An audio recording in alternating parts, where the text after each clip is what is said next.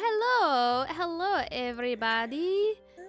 I have to change. Hello. I have to change the name of this stream because I forgot. So Orion and Hannah are going to vamp. Don't get us demonetized, Ryan. Yeah. Oh, Ooh. yikes. Ooh. Oh no. Oh, beans. Ooh, gonna rock like Jenny. We're still getting used to being on the internet, guys. I'm sorry. It's pretty new. It is. There's such a thing as Creative Commons of stuff, and I'm using it in a different context. So, So hello everyone. Welcome to our nice Yes. talk show. hello. It's not. Is it? Hello. Oh yeah, it is. Never Hello. mind. You guys are vamping. Breaking news. We're Yes, vamping right breaking now. news. Vamping very, very hard. Vamping. Talk to the crowd. Talk to the Did you like crowd. that? Ask them what they want to see. Give them what they want. What do you want to see? Give the people what they folks? want. Oh, that's dangerous. Without Ryan, I prison. said behind a paywall. That's okay. Ah, beans. Do you not know Give 'em a little business? teaser. Little tease A little taste. teaser. Okay, what are we doing today? I want to know how many people on Flamekeepers. YouTube leave right after that moment. I want to know the viewer retention rates on the YouTube video next week. just, I just had a great thought for our next Midwestern goodbye. vamp. We should do like a tattoo show and tell of like these are all of our tattoos and these are the story behind our tattoos and aren't they great and aren't we awesome? I love that idea. That's a pretty good one. Yeah. Thank you. I feel like love that's tattoos. more I of a got this one Midwest. when I was stupid and a rest. teenager. I got this one when I was stupid and a teenager. Mhm. I got this one when I was stupid Okay, in my actually, I actually 30s. like most of my tattoos. I live. I want more tattoos. I agree. I am the same. I've been really jonesing for a back tattoo. Like really badly. I will never be able to see it, but I'm gonna feel so pretty. Mhm. A back tattoo? Is that what you said? Yeah. That would be sick. That would be sick. Since I've been That's what I'm talking Should get. about. since I've been What are you watching. gonna get? The opening crawl of Revenge of the Sith. Yeah, that's how did you know? I was immediately Ta-da! Yeah, we did pretty well. No, we're gonna watch Andor, And the stream's down again. and we'll get the Andor from Andor on our backs, matching tattoos. Mr. Andor. Mhm. Mr. Yeah. Andor. Yeah. Okay, I have changed the name of the stream, so I am all set. Sweet. What does it say? Yeah. 4 big dorks vamp for 3 hours. Yeah. Yep. Thank you Pretty for much. fixing big dorks. 4 big dorks vamping That's- tonight at 7:30 Central. 4 big That would be a dorks, very one good- stream. Only oh no, fans. there's only one stream. What are we gonna do? Only vamps? Is that what you said? Only vamps. That's awesome. That is very funny. I love it. Ooh. Your bunny is eating dinner. That's so cute. Yeah, he's got a cute little rabbit named Rafa. Aw. Oh. You just doxed Rafa. Way to go, Alyssa. I apologize. Run, Rafa! Run! And his social security number is. Carrot, carrot, carrot, carrot, carrot, carrot. Carrot, Banana. lettuce. Oh. Carrot lettuce. Cool. Well, hello, friends. Thank you for bearing with us and listening to Ryan and Hannah's talk show while we got things sorted out. Travis, are you ready? Yeah, thank you all for joining us, whether you are watching currently or watching in the future sometime. Thank you for joining us for Chapter 5 of the Flamekeepers, which is our Daggerheart game inspired by Greek mythology, which of course is part of Midwest Quest, our show overall. Today it's Daggerheart. It might be other games in the future. We shall see. But yes, as always, for Chapter 5, you can expect action, drama, colorful characters, plenty of mythological references, and an odyssey of epic proportions. But first, some reintroductions. Travis, he, they pronouns, Trav the GM on socials and start playing. If you want to play a game with me, I'm hoping to open up some more stuff soon, depending on what comes around. I've been running TTRPGs for a long time, and I'm so excited to be here with my friends for a definitely not heartrending and traumatizing episode. Not at all. In no Speaking way. of, Ryan, do you want to reintroduce yourself? Popcorn Ryan. Hello, friends. My name is Ryan, aka Sir Ryan of Wiley on the socials. Ugh, I don't like that. Sir Ryan of Wiley on social media. If you wish to also play games with me and Trav, you can join the Storytelling Castle Patreon and play in a West Marches style game that's running over there. So feel free. But that's not what we're here for today. I am playing Thumos, a druid of the Warden of the Elements druid, who is a marble clank. And that is who I'm playing tonight. So yeah, no, this is going to be really chill, actually. It's going to be super not emotional in any way, shape, or form. So just kidding. Trigger warnings. Popcorn Hannah. Hello, everyone. My name is Hannah, and I use she, her pronouns. I am playing Antigone, an Orderborn warrior who is a is a human and uses all and any pronouns. And that's what I have to say about that. I do have social media, but it's not. Yeah, It's not for around. you. It's not for It's you. not. Yeah, It's behind a paywall. Yeah. it's behind a.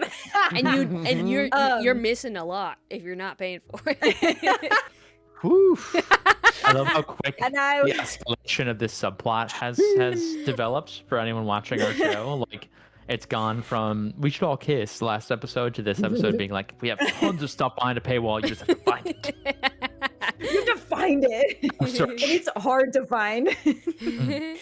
Popcorn believe. Alyssa. Hello. I am Alyssa. I use she, they pronouns, and I play Melody, our lovely, sassy bard, who is sometimes horny, but apparently not gonna get that opportunity to show it in this campaign. That's so. Opes in the chat. Opes in the chat. Cause it's too sad right now. But yeah, she is a gorgeous fawn-like person, and she has one big scar, but technically two. But it's only mechanically one. And yeah, I'm excited to keep going. Popcorn to whoever ever has the other things that they need to do and say. Yeah, Hannah, do you want to talk about the platforms that we're playing on here? Certainly. We are playing Daggerheart by Critical Role and Darrington Press. And we are playing on Foundry Virtual Tabletop.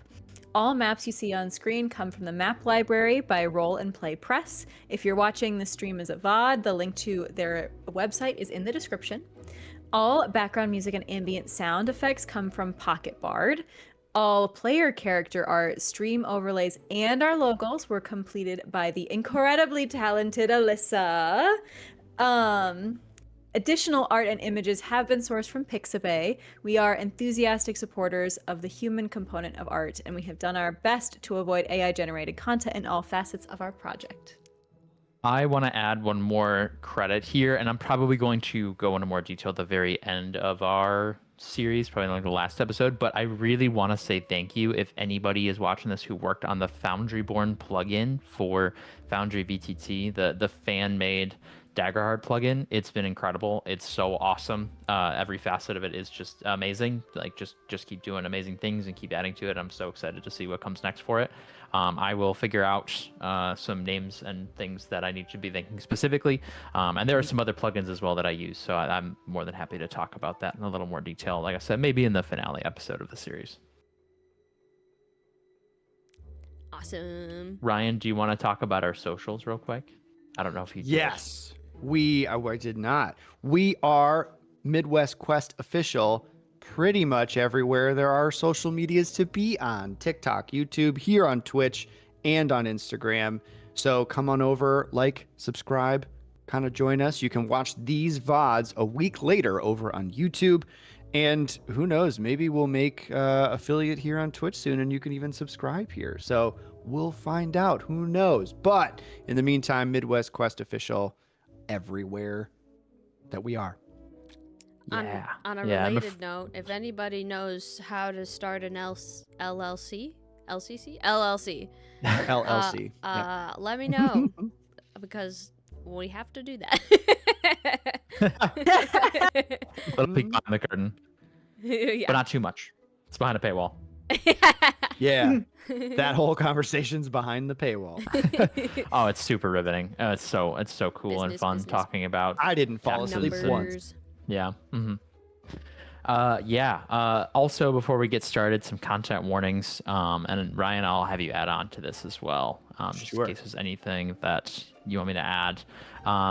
Blood, violence, PG-13 gore, as per usual. Ice and freezing, imprisonment, possible sexual situations, and magical enchantment / mind control. So if any of that is touchy subjects for you, feel free to step away, take a breather, whatever you need. We completely understand, and we're happy you're here, even if just for a little bit. I'm grateful to have you around. Ryan, are there any more trigger warnings that you want to put on this episode before we continue? Yeah, I will add family member death. I will add death as a general topic, and I will add old age and death in there also, as well as general bullying and assault to a degree. So, yeah. Okay. All right. Well, so since we have covered the content warnings, I think we are good to begin with our recap. So, back to our adventure here, Chapter 5 of the Flamekeepers. The year is 399 BC. The Olympians have abandoned ancient Greece, and its people are suffering under the rule of a militant Spartan king. The only hero with the power and renown to overthrow him is dying. Telemachus, the immortal son of Odysseus, is fading from the realm. The flame of his heart is flickering with the failure of the golden flame, the source of magic that keeps him alive. To reignite the golden flame, 3 agents of an order called the Flamekeepers have been tasked with seeking out Prometheus, the titan who first brought fire to the mortals. They are Melody, the bard, Antigone, the warrior, and Thumos, the druid. To free the titan from his eternal torment, they journey eastward across the Black Sea, toward the Caucasus. I put so much effort. I'm gonna nail it this time.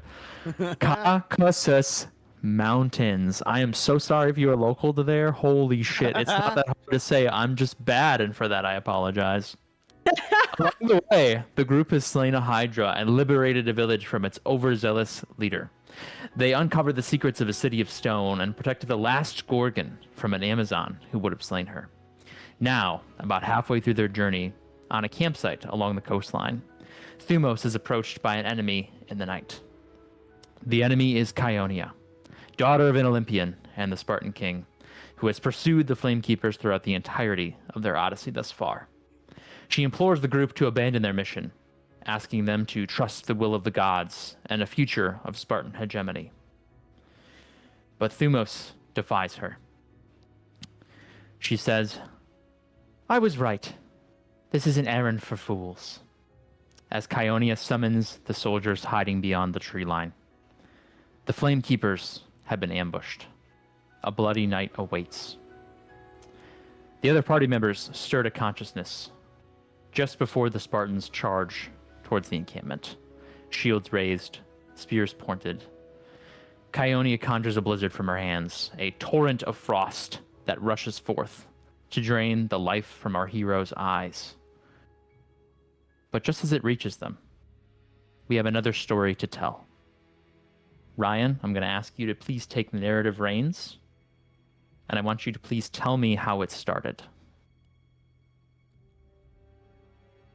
All of this began, this journey of 3 people trying to bring hope to the world.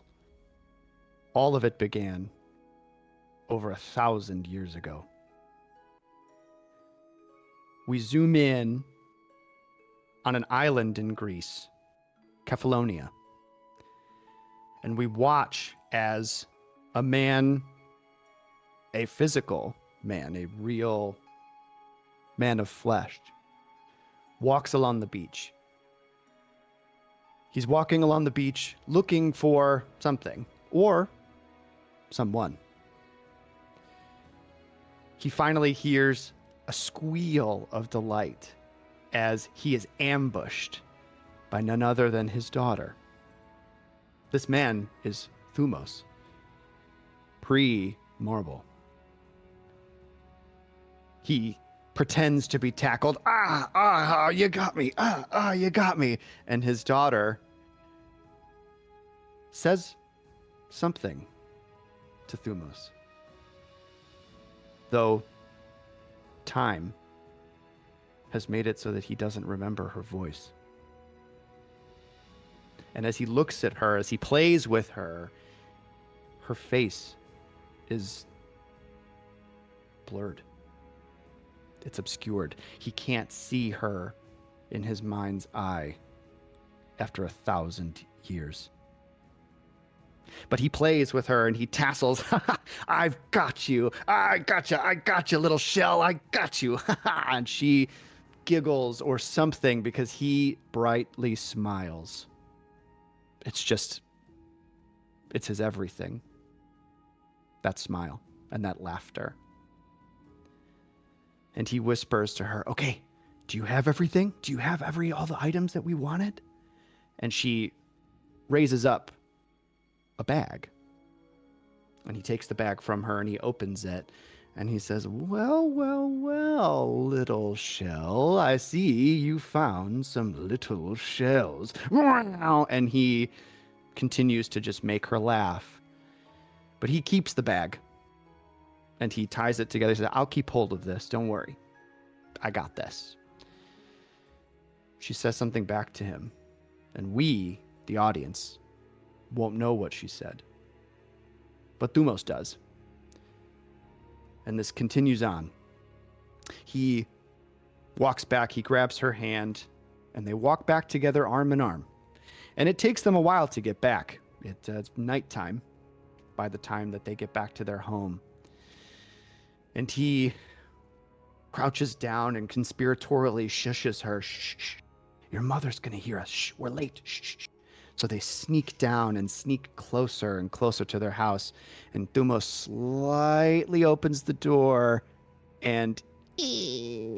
oh, darn it. And his wife, brown-haired, and also with a face that is blurred from his vision.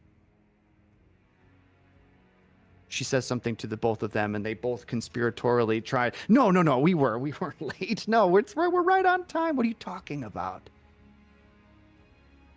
They all laugh, and they sit down to eat an incredibly meager meal. The fish have been nowhere to be found recently. The animals that are usually hunted by Thumos, as he is the island's main warden and hunts for all of the villages on the island. They've been nowhere to be found. And this is not unusual. History happens. Time happens. This happens everywhere. But this does have the really odd time, and it happens at a time when there should be plentiful harvests of both. But they sit down and eat. And conversation happens. Thumos is smiling, as he has never been happier as he is with his wife and his daughter. They tuck the little one into bed, and Thumos looks at her, and he looks at the stars, and he says, yes, all right. I will sing you your song. Little shell, come home from where you are. Little shell, follow home your star. And he points to a constellation of shells. Little shell, do not sail away.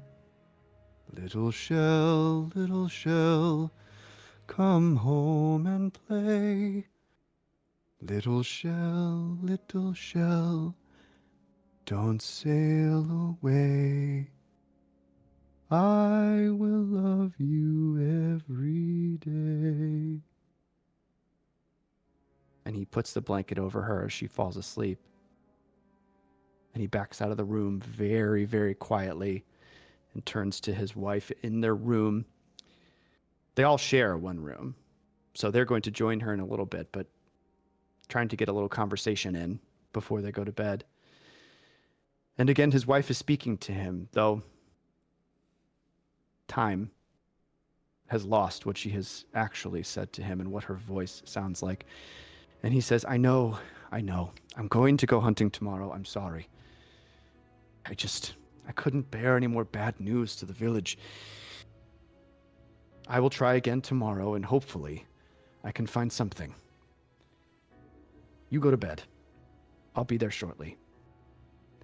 And she gives him a kiss on his cheek. And he goes outside. And he prays.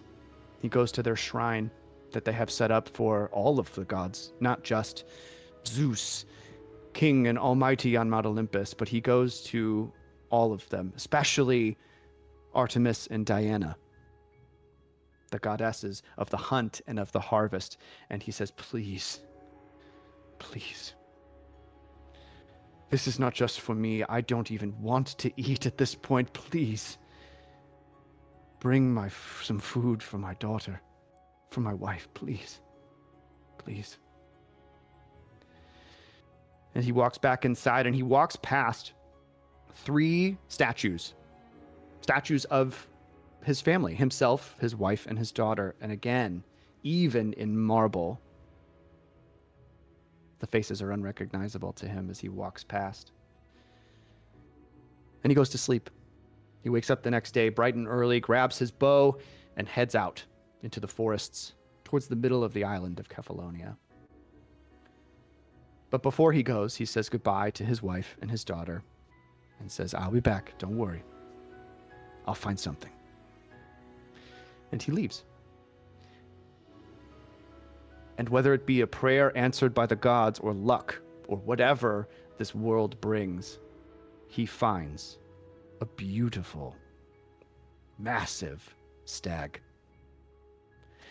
At least 10-point Midwest Quest shout out. You know, that kind of deal. Midwest hunting.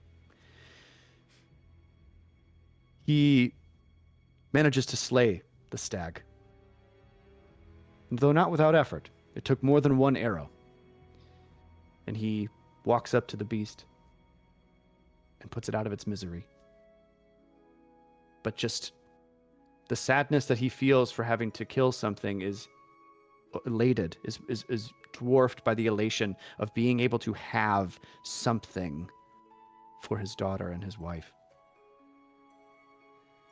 He drags it out of the woods, puts it over both shoulders, and just carries it home. And his daughter sees him walking back up the path and is dancing, is elated, and his wife comes over and hugs him deeply, and he butchers the animal, and they keep a small portion for themselves, as is his right as the warden. And he gives himself maybe just the tiniest bit extra so he can put a little meat back on his daughter's bones. And then he asks his daughter and his wife, please, go take this to the village. Go take what is left. We will share it with everyone. No one's going to go hungry tonight. So they take baskets and they head back. They head up to the road to the village. And Thumos stands there watching them. And he just, again, smiles. This is one of the best days of his life. And it will not always be so. He stays back, continues to begin to dress the deer, beginning to dress the things to both cook the meat that night and also make some dried meat so that they can save some and have some for a while. And he's met with a gust of wind comes behind him. He turns around, and a bright, flashing bolt of lightning hits the ground in front of him, and he covers his eyes. It's so loud that he drops to his knees. It's so blinding and loud. And standing before him is a figure. A white-haired, white-beard, broad-chested, muscular man, wearing only a sash and a skirt, with golden sandals. And Thumos immediately drops to the ground, knowing exactly who it is. "You," comes a voice from this figure. "You are the one who slayed the stag of Kefalonia." And Thumos continues to look down, but kneels upright. "Yes, I did, Your Grace. Yes, I did, Zeus. I cannot believe you are here. Are you here to answer our prayers? We are so grateful for your stag, for your kindness and your... And do not speak to me, mortal." Thumos stops. And he bows his head again. "You have killed something of mine. That was my stag." And Thumos, but my lord, the stag is not even your symbol. "That was mine." And he creates thunder and lightning over the house, over Thumos. And Thumos bows even deeper. "I am sorry, my lord, I'm sorry. I did not know. There was no way for me to know. Stop. You must be punished." "Please, my lord, please, no. My wife and child, they'll come back. Please, do not kill me." And Zeus pauses.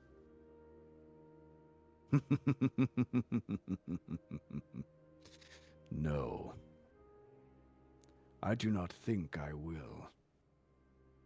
And Zeus, using his divine power, picks Thumos up with magic, his divine power, whatever you want to call it, and throws him through the door. Thumos is... "No, please, please." And Zeus walks into their home. He looks at the statues.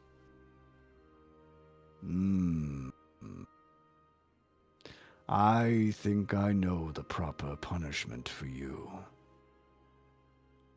And in that moment, Thumos' bones shatter.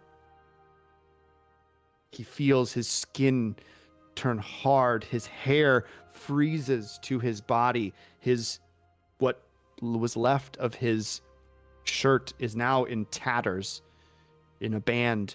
He is just wearing his skirt. He feels himself being contorted unwillingly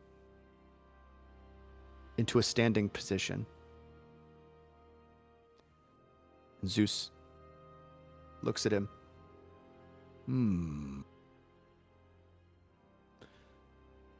He looks at the statue of Thumos himself. "What do you say? Shall your family see the prize that you have won?" And he grabs the part of Thumos in the statue, breaks it apart, crushing it to dust in his hands. And he picks Thumos up and sets him into the statue of him and his family and says, "You now get to watch forever." And he touches Thumos, and Thumos lets out one last... And he freezes. Zeus chuckles. "Goodbye, marble man." And he vanishes. About an hour, maybe 2 hours later, Thumos' wife and child come home. The little one runs in. He looks for her dad and is clearly shouting out to him. His wife comes in, looks around, calms down the little one, clearly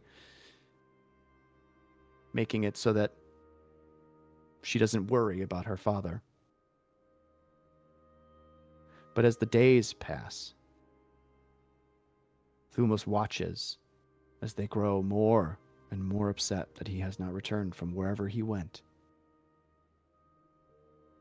And the days pass and pass and pass. Thumos not being able to say or do anything, he is stuck as a statue. And he watches as his wife grows old and dies on the same bed where they used to lay. He watches his daughter continue to live in the house, becoming the old lady of the village who never married and who never seemed happy again. When she dies, a new family takes over the home.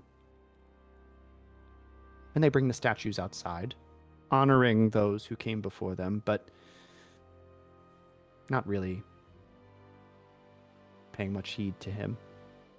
They set the statues up just outside of the home, right where the forest kind of connects to their house. And Thumos watches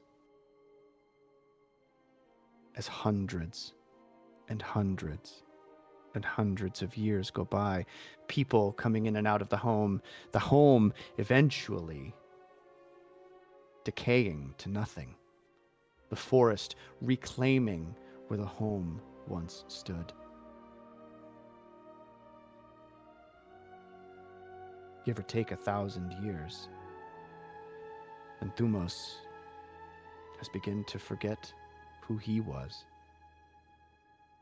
and what he wanted. Until one day, a woman walks upon seemingly a random point in the forest. He doesn't pay much heed. People walk through all the time. No one's noticed him before. In 1,000 years, no one's going to notice him again. But she's walking through and she stops, dead in her tracks, and looks right at Thumos.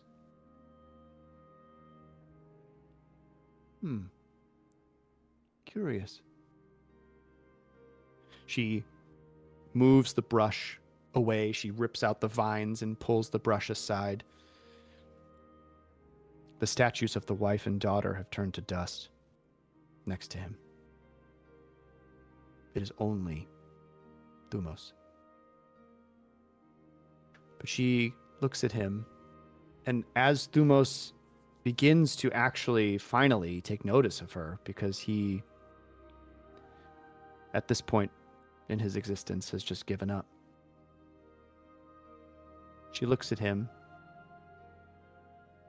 "You are not as you seem." And that gets him to notice.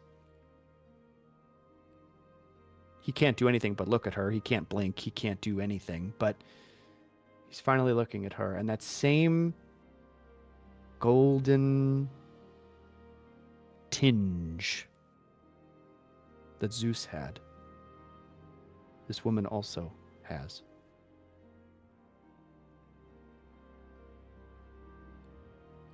She looks at him and says,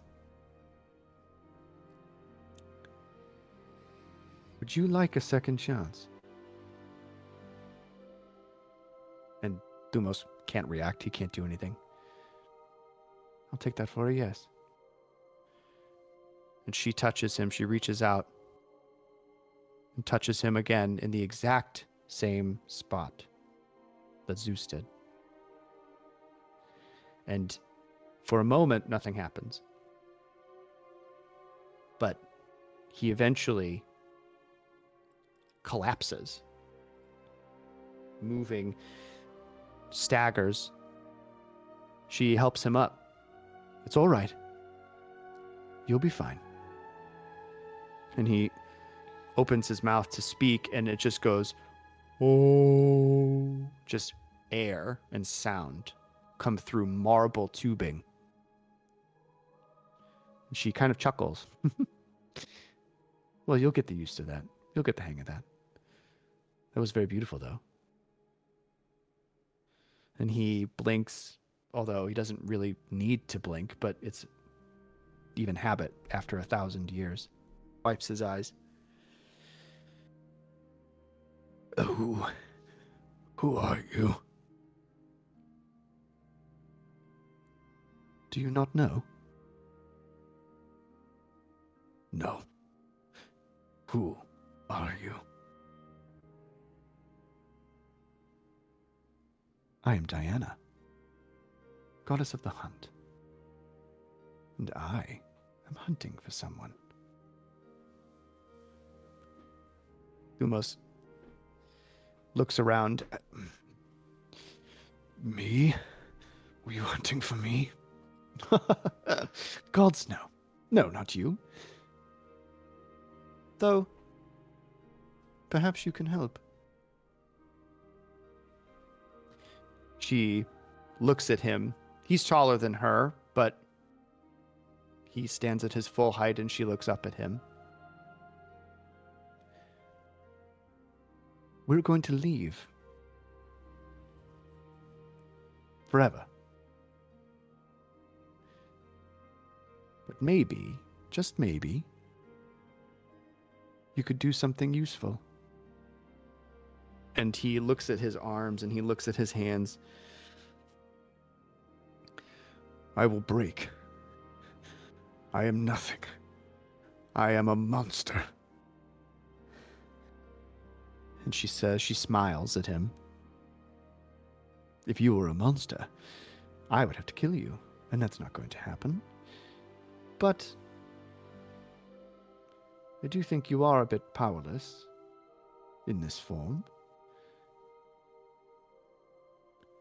Let me fix that." And he flinches back from her. She reaches out. "It's all right. I'm going to try and help." And she puts a hand on his forehead. And she pauses for a second. "That is very, very interesting. I cannot undo the magic. You were cursed by my father." And Thumos, if he could cry, he would have been. "He did this to me."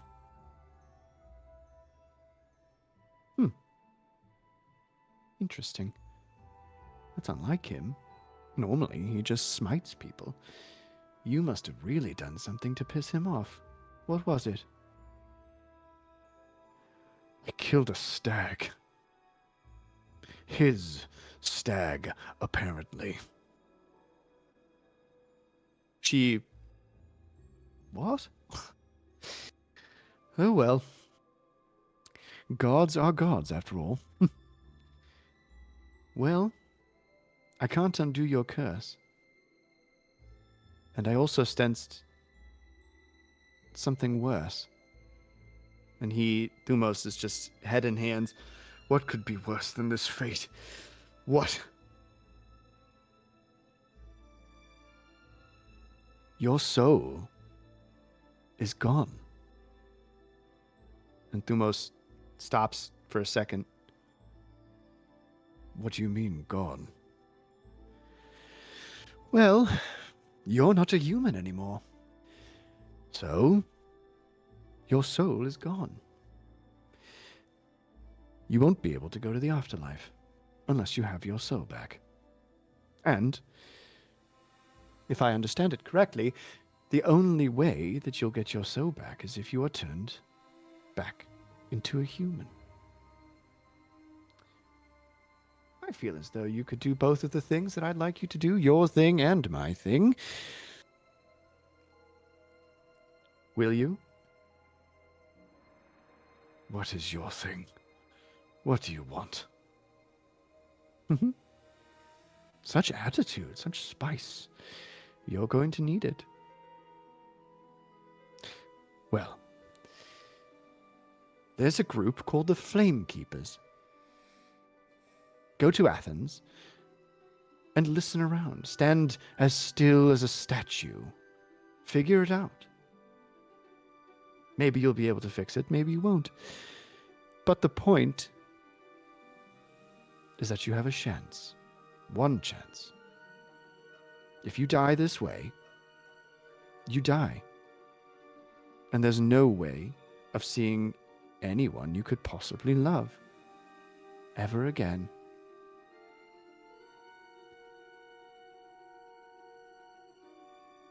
Do it. Do this task that you have asked of me. Well, it's your only shot, so good luck. Bye-bye now. And she vanishes. And a few years go by as Thumos has to make his way to Athens. He can't really just walk into society. He is a statue. But he also doesn't really have to eat or breathe. So he walks there very, very slowly. And he makes it to Athens. And he eventually finds the Flamekeepers. And when Telemachus asks him why he's doing what he's doing, why he is willing to risk his life,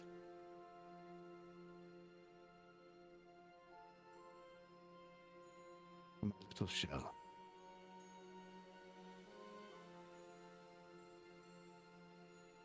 And we are brought back as the blizzard is just about to hit all three. And Travis, I will hand you back the reins.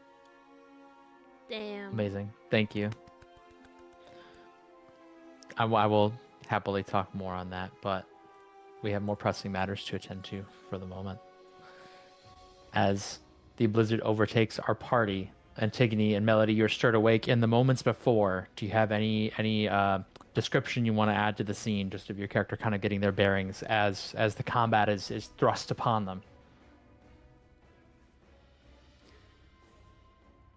We were in like tents, right?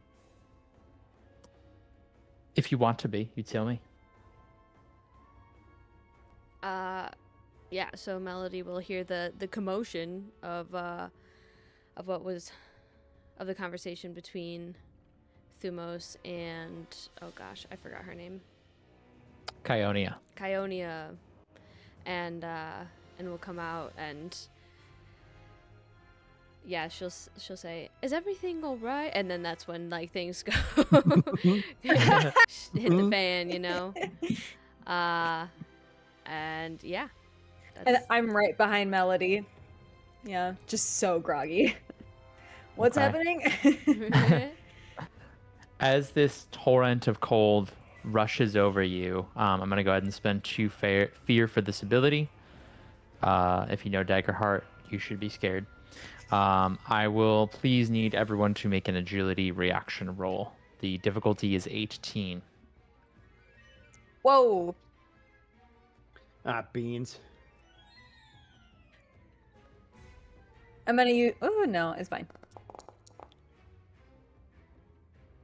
Oh, that's not beans for me too. Agility reaction roll, right? Correct. Mm-hmm. Oh, I did a reality. Oh, it's a crit. Duality. A My crit? bad. Nice. Big. Nope. Okay. Miss. So if you fail, I'm going to have you take some damage here. Beans. If you rolled below an 18, I believe Melody was the only one who succeeded. You are going to take 11 magic damage, and you are restrained. As the cold is too much, this frost overtakes you, and you cannot move. You are stuck in place. Restrained in Daggerheart just means that your movement is reduced to 0. You can make a strength roll to try to save out of it, but that is going to be a duality roll, so it could be your whole turn. If you succeeded, Melody, you're not necessarily out of the woods. If you mark 2 stress, you take no damage. If you don't mark any stress, then you're going to take half damage. And I actually misspoke. I apologize. It's 11 plus 5. So it's actually 16 magic damage. So apologies if that screwed up your calculations there. That was on me. I was not reading it correctly. Yes. So Melody, would you like to mark 2 stress, or would you like to take 8? Or I'm sorry. Yeah, no, it would be 6 magic damage. 8 magic damage. Oh my goodness, Ryan, you got me all flustered, bro. All flustered. Oops. He has that effect. So it would have it to 4. I would take minor damage anyway, so I'm just gonna take the damage and not do the stress. Oh, I apologize if this is difficult to understand. So either you're going to take 8 magic damage or mark 2 stress and take 0 damage.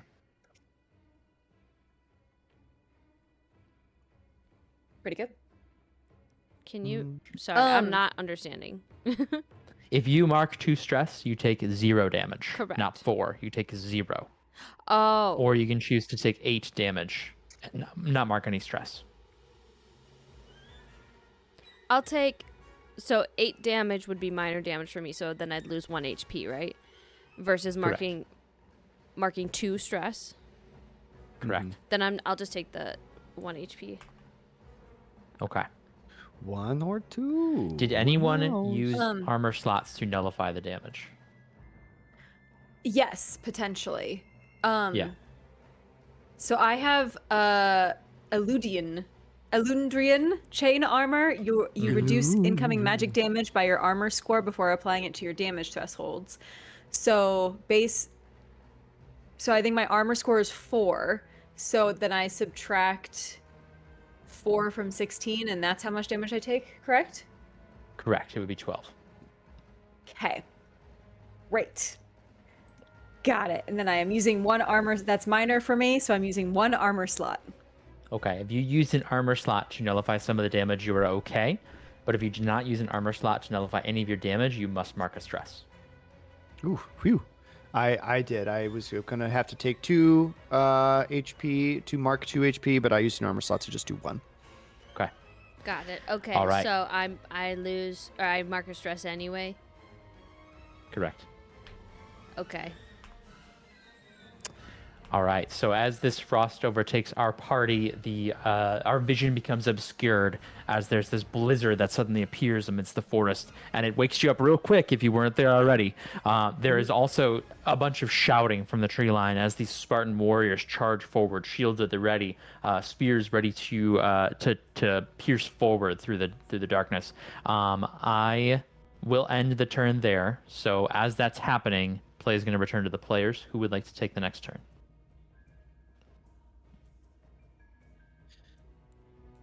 Trav, so I'm currently restrained by this blizzard.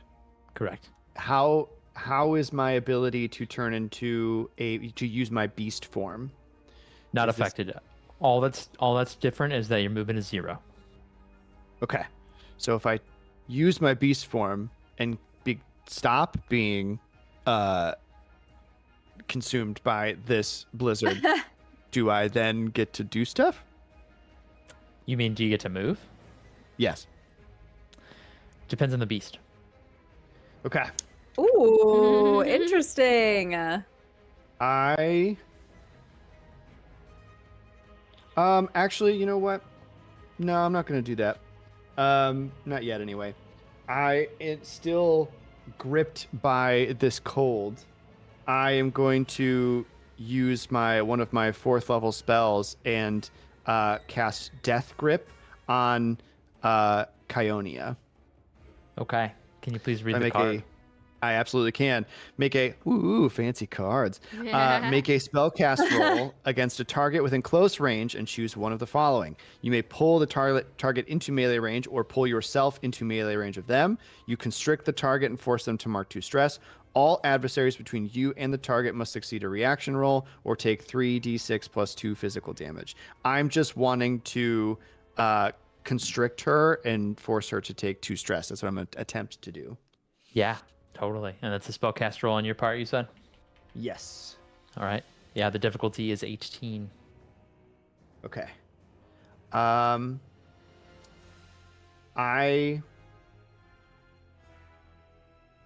Because she mocked my family and sort of basically, she did this in the last episode for those of you who missed it. She kind of mocked me and was like, what do you know of family?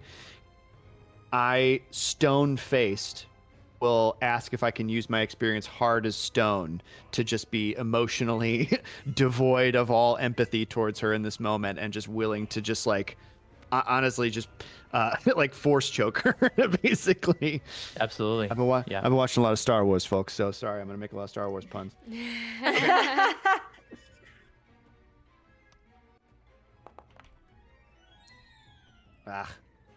Come on. 16 with hope is not going to do it unless someone wants to help you out. I will absolutely. Oh, can I help? I think Yeah. I will absolutely help then. Yeah, I will. I 1 hope, right? Yep. I will absolutely spend that hope to help out. Yes. Okay. Great. How do you help? I think from my like half frozen state, I say, the weak point is there, and I at the neck, and will help out in that way. Okay. Sweet. 1d6. Come on, baby. 2 or higher. Let's go. Come on. Fuck. Oh no! Beans. Get some beans in the chat. You reach out, and even with Antigone's Devastating. strategic guidance, the spell is not quite enough to take hold. You maybe like lash out with like a vine. How did you describe casting that spell? Yeah, so it Thumos, like, kind of, even though he is restrained, you like almost like Toph and Avatar, you see him like set his feet, and underground you see this vine and like lash up to try and catch her, and it does not. Okay, yeah. So as this vine lashes up, she sidesteps the attack and is going to respond in kind, since it does become the adversary's turn again. Kionia is going to reach out with a frigid grasp attack in response to Thumos trying to grab at her. So let's go ahead and make that roll. That is going to be a 16 to hit. It hits me. The frigid grasp is going to deal Oh my goodness 19 gracious. magic damage. Owie. If you could feel cold, you would be feeling it pretty profusely right now. I don't feel this at all. This just physically hurts me. So that is, sorry, 16 magic damage? Correct. 19. 19. Sorry. I will use another armor slot to mark that as 1 hit point only. So. Okay. And this rule applies for all of her damage, and I will probably forget to tell you guys about it. If you do not use an armor slot to deal with this, since this cold is like so piercing into your skin, like you need shielding of some kind to protect yourself from it, you do have to mark a stress. Cool. All right. I will spend a fear, and I will have the first of our Spartans here make a move. Spartan's going to move within close range here. and is going to go ahead and make a spear attack against Antigone. You suck. I say. 15 to hit. No, you suck. That hits me. This will be That's nothing. 10 physical damage. That's nothing. 10. I will Yep. take that HP. Okay, And so not mark my armor. that spear from a very well trained and seasoned looking warrior, just the tip of it buries it into your side. You feel blood beginning to grow hot inside of your armor on your right side. I will end the turn there. Who would like to take the next one? I'm looking at you. What do you think? I You're looking at me? I can do something, but it might. I can try and break out. Oh But yeah. if you can do something, I would was say gonna go say, ahead are we and do it stuck? because I have to use a turn. Am I stuck? No, I saved. I don't think you are. Yeah. You saved. Yeah. I'm stuck, so you go ahead. Can I run over here?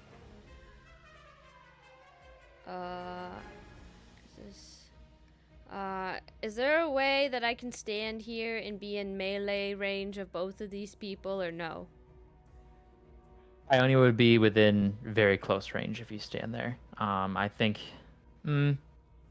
This is Daggerheart. I know there's technically a hidden grid, but I will say yes. They're close enough that I'll say you can balance between the two grid points, between the two hexes. Cool.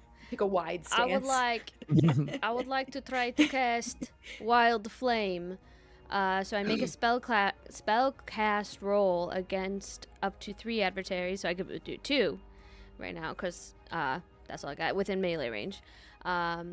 Targets you succeed against take 2d6 magic damage and must mark a stress as the flames erupt from your hand. Okay. So, do I roll for each target? No, you only roll, and we made this mistake in previous episodes, but we're correcting it now. You only roll 1 time for every target. Okay, sounds good. All right.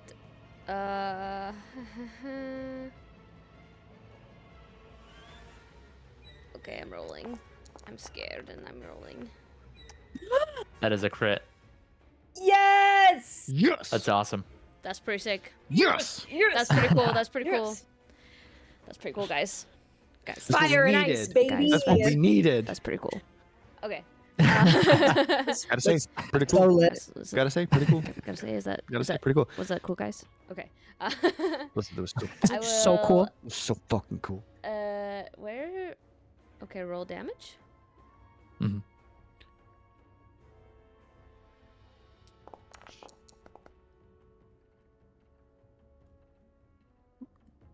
Okay, 16 damage against both targets, and they each have to Yes. mark a stress, right? Yes. Yes. Okay. Hell yeah. So that will be a Sure. major wound against the Spartan warrior, and it will be a minor wound against Kyonia, as the frigidity of her magic nullifies some of the damage. Can you No. please describe what that looks like as you run up and do this wild flame attack? Mm-hmm. So you never really see Melody lose her cool, but this is a time that Warren's losing her cool. So you visibly see her get angry, a face you haven't seen her make before. So she runs over in between them, and with the best care to not hit her ally Antigone with flames. Ally. We're allies. Allies owned.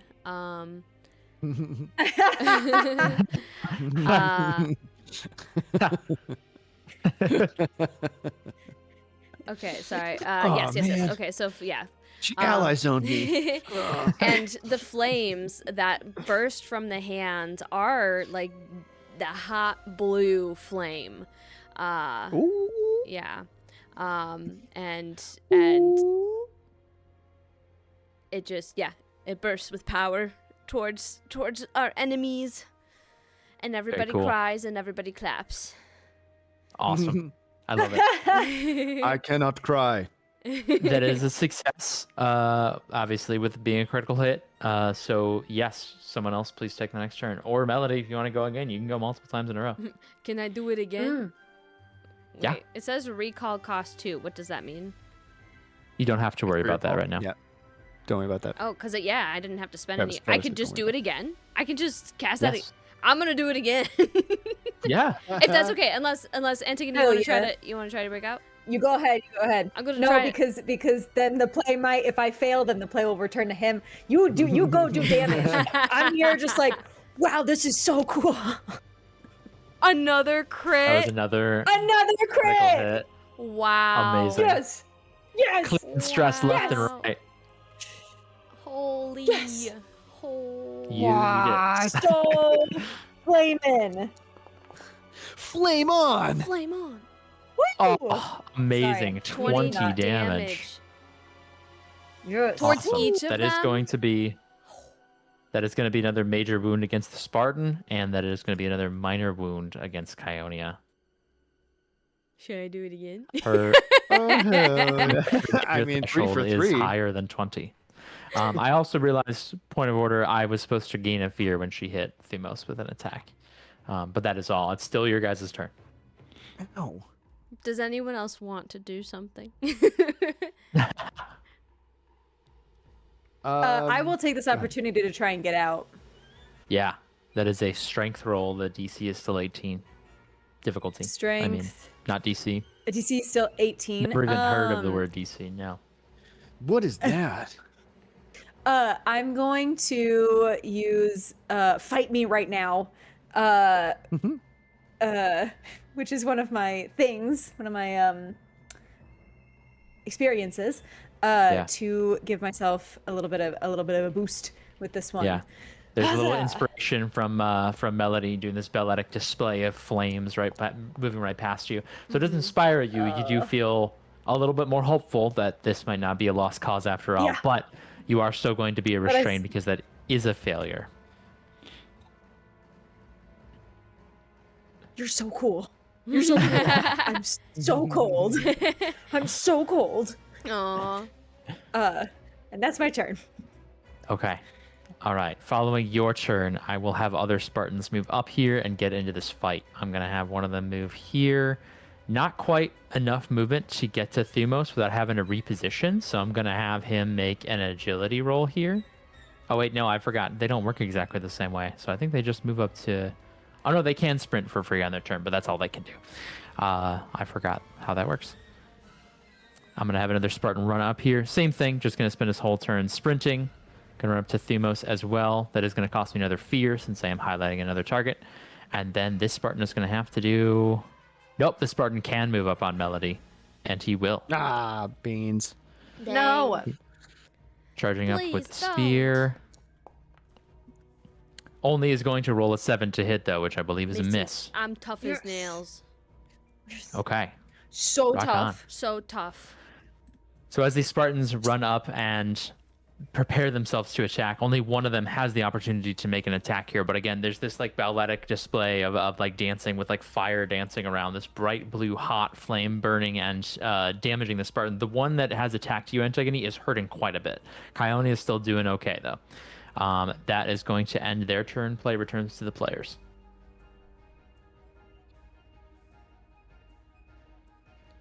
I think it's I support your time. melody. Oh, go No, ahead. no, you go ahead. You go ahead. No, you go ahead. Ryan, go ahead. I will do I will conjure a swarm around myself and try and hit the all adversaries within close range. So I Yeah. think that's pretty much everybody. That is everybody. Yeah. Dang. Nice. Oh, yeah. All right. So you see again, but without even like seemingly moving, Thumos like moves his feet again, like getting himself in getting his marble toes in the dirt, and you see coming from the dirt those same lightning bugs that just fly out and like just sail at all of the adversaries. So here we go. Okay. Come on. Here we go. Here we go. Come on. Here we go. Here we go. Let's freaking go. Here we go, yo. Here we go, yo. Mhm. So what's the scenario? And I will use my experience. I remember that, trying to remember how best to hit people with this, because this is the only like the third or fourth time I've done this, used this ability. So I'm gonna be like, I remember how to do that from last time. I will succeed this time. Huzzah! What? A 13 with fear is not going to be enough to hit any of the targets. I gain a fear. Play returns to the adversaries. Kionia is going to, I think, move back and make some space for herself. No. And as she does so, you see some of the Spartans just kind of take looks over their shoulder and keep an eye on their position. They seem ready to jump to defend her with their shields. She is going to make another frigid grasp attack, and I'll have it be against Antigone this time. Okay. That is a 17 to hit, Yep, that'll hit. No. Oh my. and that would be 19 magic damage. Holy. 19. Okay, -4 for my base score for my armor, which is 15. Still major damage, so I'll take 1 armor slot and then 1 HP. Okay. I think since the Spartan was clocking it to make sure that she was safe, I think he is actually going to move within very close range of her. So he's going to kind of back up and like just try to like shield off these fireflies that are relentlessly attacking them. That'll be another fear there, just to have him move into position. Okay. Who'd like to take the next turn? Not me.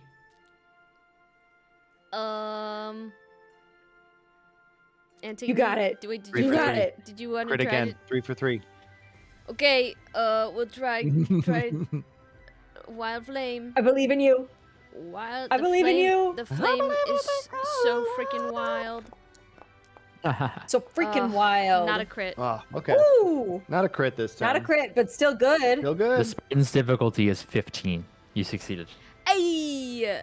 Please roll your damage. Rolling damage.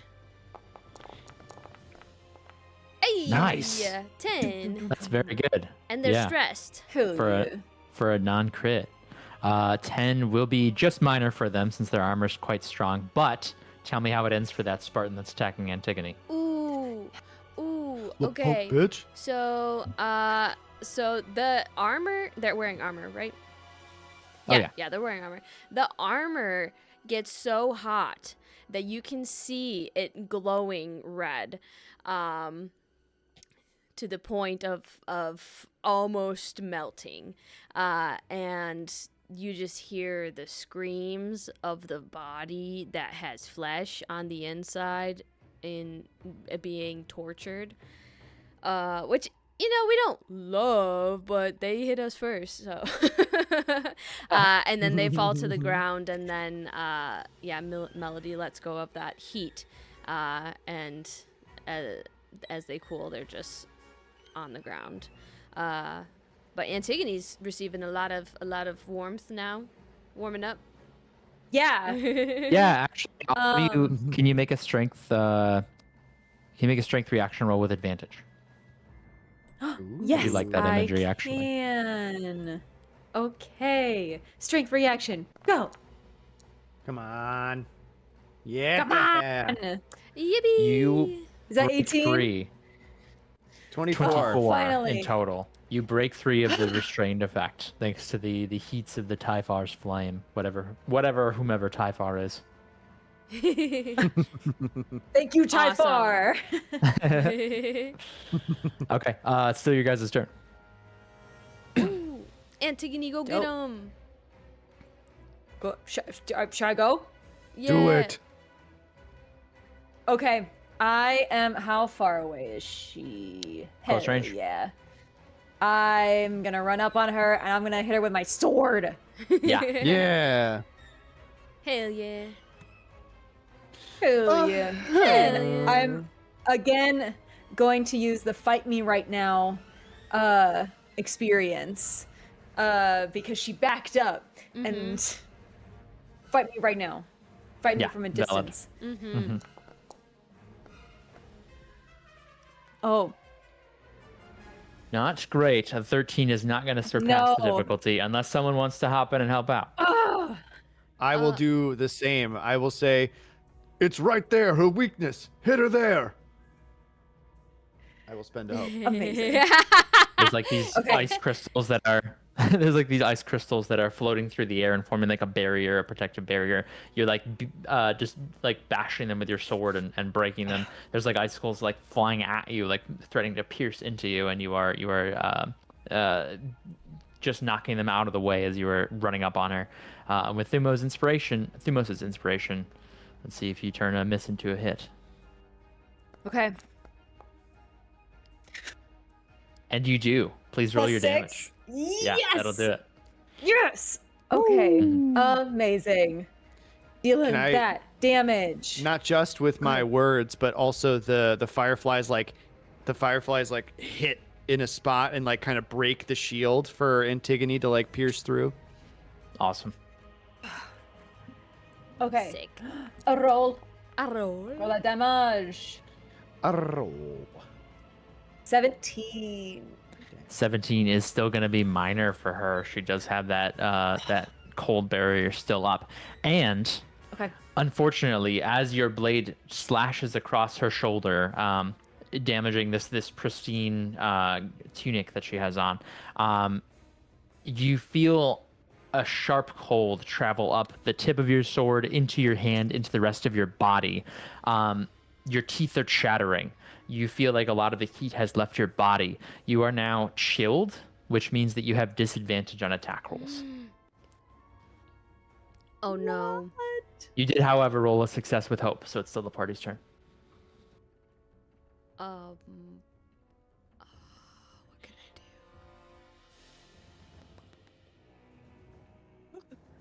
Can I like gently wild flame to get the chill down? Can I start a campfire on my turn? Roll for campfire. Interesting. I will go if no one else is gonna go. Yeah. You go ahead. I will again just lashing out at this lady because she's being mean. I will change the fireflies, and they all like kind of like drop out of the air, but then slowly they like form into this massive like acid snake, and it shoots at her as a corrosive projectile. So I'll make a spellcast roll against a target within far range. I will deal damage based on that, and then I can mark 2 stress or more to make them permanently corroded, and they are -1 to their difficulty for every 2 stress that I use. So I'm gonna give it a shot. That's cool. That's very cool. That is very cool. Okie But doke. can you hit?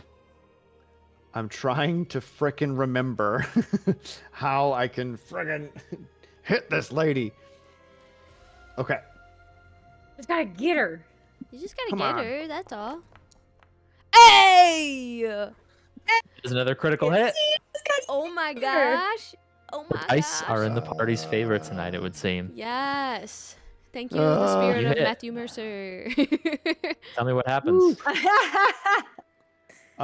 So yeah, so this snake like shoots through her projectile. It shoots through the shield, and like it is acid, so it corrodes the ice, it melts the ice around it, and then just shoots through and hits her. Okay. Nice. Okay, roll damage.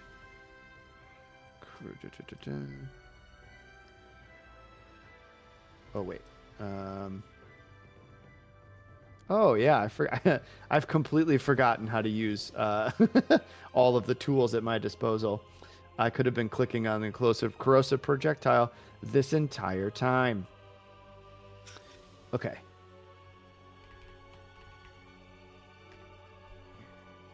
I just want to cast the damage. I don't want to do damage.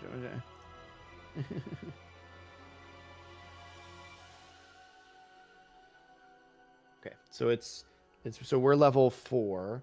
So it's 4. Your proficiency is only 2 right now. Oh. Okay, never mind. 2d6.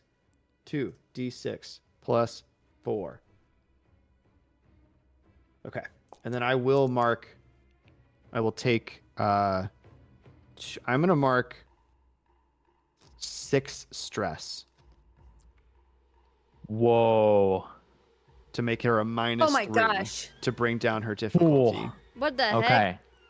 That's huge. So you cast that spell and you throw out this bolt of acidic energy. I'm going to have this be up to chance here because I did say that the Spartan was ready to intercept, and he does have a feature that allows him to do so. So he's going to mark a stress, and he's going to run up with his shield, and he will make himself the target. But if Antigone has any quick thinking, since you are within melee range there, do you have anything to do to try to keep the Spartan away so that the shot is clear for Themos? Yeah, I think I do. What do you want to do? I think I do.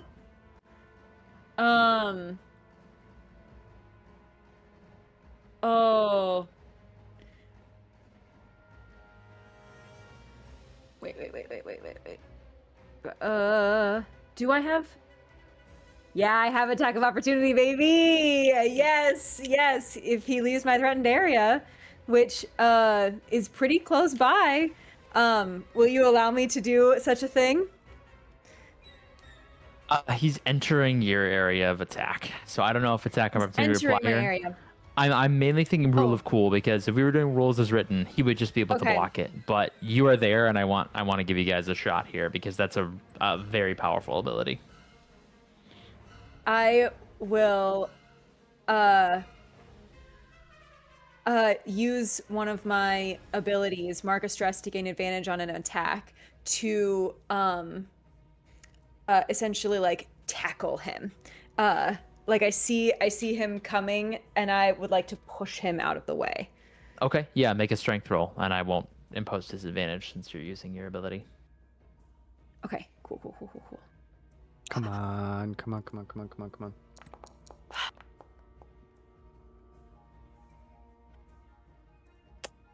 And then okay, I'll mark a stress. The difficulty is 15. Can I do anything to help? I'm gonna say in this instance, no. This was like very much like a rule of cool thing. Rules as written, that should have just happened. Shit. Cool enough? This Spartan is going to take Beans. the damage instead. He is going to take a minor wound, and his difficulty is going to go down by 3. Is there anything that happens with damage when it's crit? I'm forgetting if it's because that was crit, and I just had to roll the damage elsewhere. Oh, thank you for the yeah. reminder. Yes, so when you roll a critical hit, it is the maximum amount of damage plus the dice roll. So it would be 11 plus 12. So it would actually be 23. So that's actually Right. going to be a major wound for the Spartan. Thank you. Okay. Yep. Just double Okay. checking. 'Cause Yeah, fuck that no guy. Okay, so with that roll of a critical hit, it's still the party's turn. Blessings. Whew. Yeah, that roll. like I don't know if I said so. It's a reaction roll, so it didn't give me a fear. Okay. I would like to hit her with my sword again. Yeah. Okay. Oh, and I have disadvantage, right? Correct. Mhm. But I will mark another stress to use my reckless attack ability again to mark a stress to get advantage, which cancels out. So it's just Yeah. flat roll. Mhm. Okay. Come on. No. 12 is not going to do it unless somebody helps you out and rolls a 6. What were you? It's not going to happen. What were you trying to do? Just hit her with my sword. Can Man, I somehow? That's tough. Do we? Because when we're helping, we spend a hope to help, right?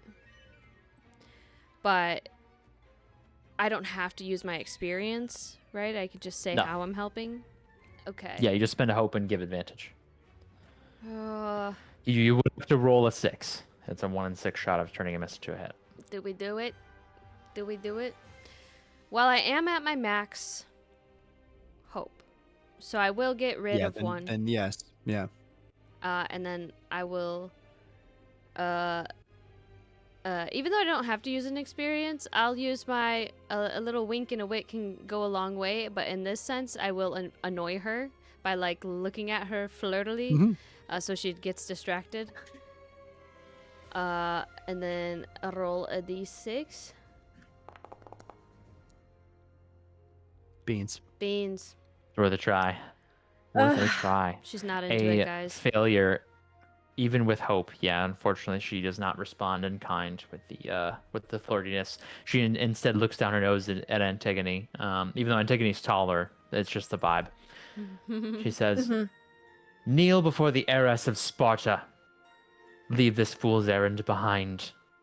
And she's gonna make some attacks. She's gonna make a frigid grasp attack. Okay. That will hit. 23. Yes. That's going to be 22 magic damage on that attack. -4 for me. Mhm. -4, still major damage, so I will mark 1 armor slot and 1 HP. I will spend a fear and have her attack again. Okay. 11, I believe it's a miss. That misses. Whoo! Okay. And then she is going to attempt to move out of your reach since she doesn't like how close you are, but I think that will impose an attack of opportunity. It certainly will. Invoke an attack of opportunity, sorry. Make a reaction roll using a trait of your choice against their difficulty. I'd like to use an agility reaction roll, please, to kind of like deftly move in. Yeah, of course. Great. Okay, cool. Reaction. Do I still have disadvantage? Yes, Okay. since this is an attack. Okay. Okay. How we feel about that? 17? 17. Let me check the rules here. You might not have disadvantage after all. Let's see. I want to see if it specifies action rolls. It does say attack rolls, so I think that would include an attack of opportunity roll, even if it's a reaction. Yeah, so 17 unfortunately is not going to be enough, but it was free damage potentially. It's not like it cost you a turn or anything. As she moves out of your reach, she definitely sidesteps your blade. Still, that shield effect is stopping you here, still preventing you from swinging it with all the might that you normally would as Antigone. That brings the turn back to the players, though. Do you want to take a turn? Does someone else want to take a turn? Can I blast him? Do it. Yes. I would like to blast, please. Yeah. And then Wait, I I start start blasting. Insert vocal stems. Okay. T-shirt coming soon. Roll to blast. 19 with hope. 19 with hope Yes! will hit. That will be a success. Awesome. Rolling damage.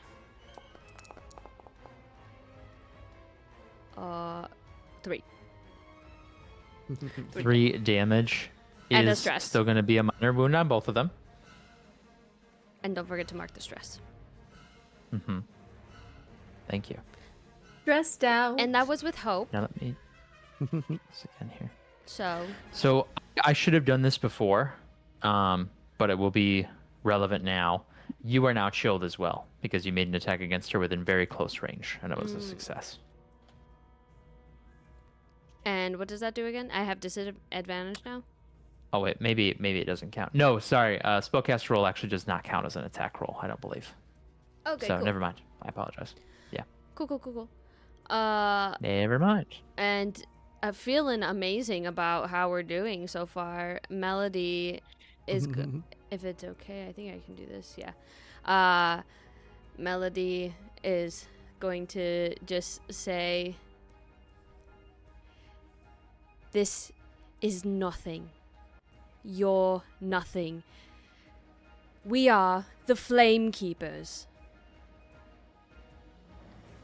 aka the Deathbringers." No, that's stupid. But anyway. We'll workshop the other parts of We will. that. Yes, we will.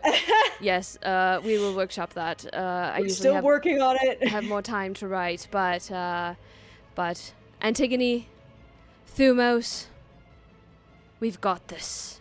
And then I'm rallying my allies with that, so everybody gets a D6. Because I forgot to do it Nice. last time, so I Yay. wanted to figure out how to do it this time. Wow. I'm not the greatest at motivational speeches, okay? This is the best I can do. I thought it was great. I I am So- incredibly so- motivated. Thank you, Antigone. I needed that. All right, what's our party doing? I think it's been a minute since we've seen anything from Thumos. What's Thumos doing? Yeah. I'm aiming. Again, just getting centered, and I'm going to try Death Grip again against what's her face? Kionia. Yeah. Okay, so come on. Let's do this. Death Grip.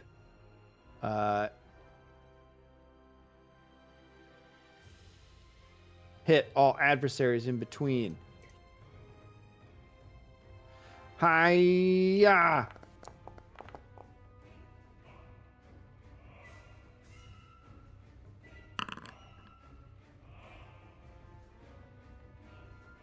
Oh, you guys couldn't see it? No, it didn't show up for me. Oh, interesting. Is it the was a 13 12. seconds ago? 12? Yeah, it was a 12 with Ho. So, a fail. 12. Yeah, it's not gonna do it unless we roll that d6 and get get a 6 on it. Get a 6? Oh. I have an idea for how to use the hope. How many extra hope you got over there, Melody? I have 5. I have a max. Oh, then yeah, please, can I have one of them? Mm, Oh, and I have a D6. I didn't even roll a D6. So I'm gonna use Yeah, mine you have first. your rally D6. I'll use mine first, and then if I don't hit it, then please, a hope. Don't look me in the eyes like that. Then please, give me hope. Yeah. Give me hope. Hey! Yes. Hey! You don't need the advantage. You Thumos don't was need help rallied. from an ally because this is going to hit. I feel so inspired. Please Maybe tell me what happens Deathbringers here. was the correct name. I will take whatever name kind you of give are. us, Melody. And I, again, there's like that like the ground like lowers and like things like fly up, and there's just a brief moment before it goes and goes through. So I'm assuming that it's only these two. Yep. These two. So I will roll damage. Roll damage. 3, 2, 1. So that's 6 damage. Okay, but that's still a minor wound. And then it looks like wait. the description says all adversaries between you and the target must succeed in a reaction roll, 13, or be hit by 8 vines. damage. Yes, 8 damage. Yep. Okay. So I'm just going to make a quick reaction roll for that Spartan. He fails as well, so he's also going to take the damage. Yes. And that means And- that... Yeah, vines. So they're temporarily restrained, both of them. Okay, awesome. So both targets are locked in place now by Thumos' vines. They cannot move, and that was a success with Hope, I believe. So it's still the party's turn. Okay. Go get him. Get him. I'd like to. Ooh, where are we going? Where are we going? Antigone, ma'am. Ma'am. I'd like to go run up on her again. And I'd like to do a combined attack, a team attack with Melody. Ooh, heck yeah. Okay. So that's 3 hope, right? Yep. Correct. 1. Do you want 2, me to use mine? 3. Okay, you got it. No, you're good. I Okay. got it. I'm good for it. And then we both roll. Hey, okay, so And what? I'm rolling with disadvantage, but I'll mark another stress to make this a reckless attack. What do I roll for this? So stressed out. Great question. Travis? You roll an attack. Look, whatever Yes. kind of like spell or whatever attack you want to do. Can I do this spell? Yeah, Can apologies. can I Yeah, just- so no, you'll want to do it with the I believe it's an attack roll, so you have to roll with a weapon Okay. I will do it rather with than my using an ability card. improved scepter.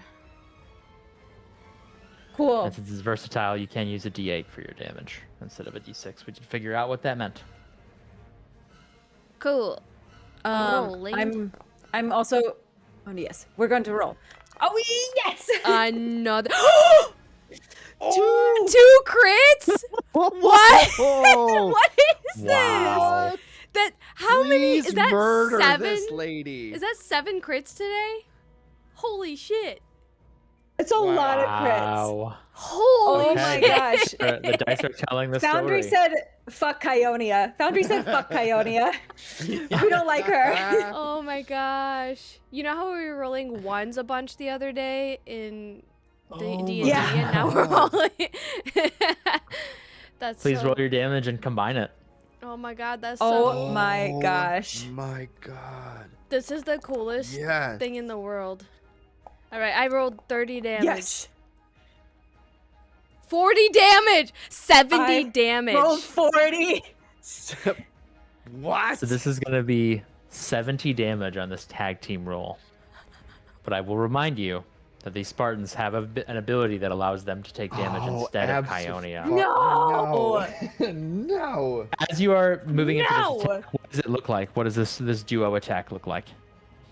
They can't get in there. You go low, I go Ain't no high. space. Ain't no space. Yeah. that's Yes, what- I yeah. think it's the same thing. I also have this image of the flames, like, oh no, because we're both using melee weapons. Mhm. Yeah, I think I come in from the back and then the front, and we just go. Yeah. Heck What do you think? yeah. I love that. And Okay. like Awesome. You can and like still like harness the flames and like land on your blades and as your things.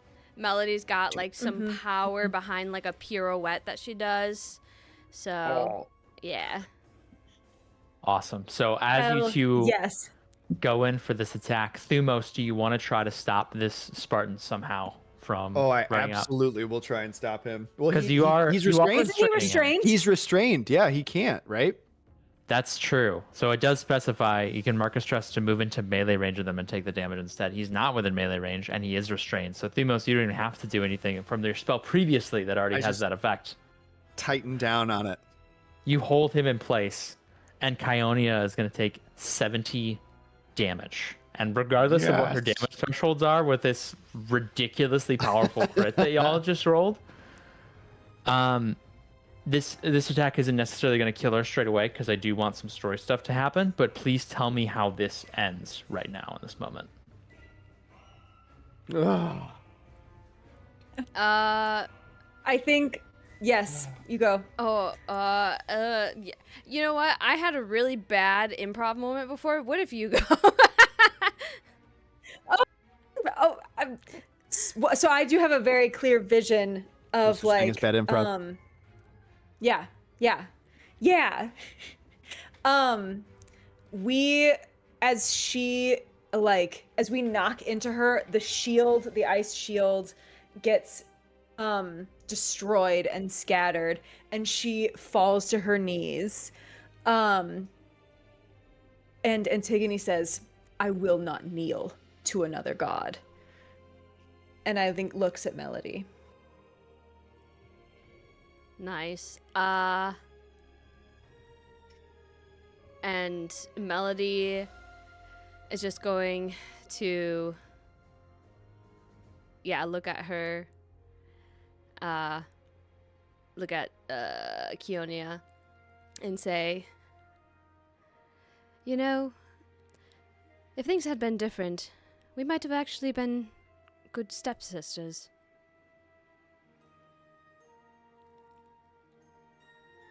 So as she falls to her knees and as the blade and the scepter are ready to behead the Princess of Sparta, she throws up her hands just before the blade falls. And she says, "There's a blockade." What do you mean? There's a blockade, and you can't get through it. Blocking us from Where? what? From From the mountains, from the Titan. You imbecile. Okay, no need for name calling. At this point, as she throws up her hands in surrender, the Spartans have paused their attacks. So this is not immediately hostile in this moment. There's a moment where we can roleplay. Thumos, you have a moment to break yourself free of the ice that was entrapping you, and you can move up. The Spartans still have their weapons trained on you, and they look to her, not sure if they should continue fighting. She's got a pretty bad wound in her shoulder, as I described previously. That scepter blow did a pretty significant amount of magic damage. She has a lot of blood pouring out of her side. She is hurting, and they seem not sure how to respond with how tense things are in the circumstances.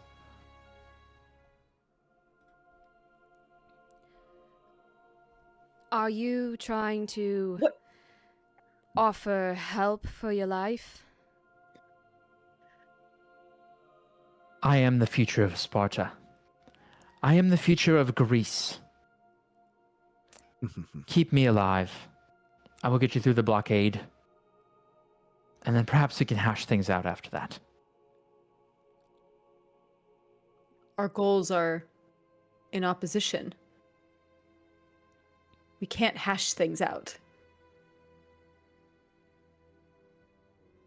Then perhaps you'll kill me then. But just give me a chance. You wouldn't kill an unarmed noble, would you? Unarmed noble? Thumos picks her up by her throat. I don't think you're unarmed at all. Would you like to be? She's just kind of clawing at the hand, unable to move. Her feet are dangling from the ground, kicking. I set her back down just so that she has enough room to like stand on her tippy toes. And so If you give her enough windpipe to speak, she will, or if you alleviate enough pressure from her windpipe to allow her to speak, she will motion to the Spartans who seem ready to attack you. She goes, stand down. The adults are talking. We can handle this.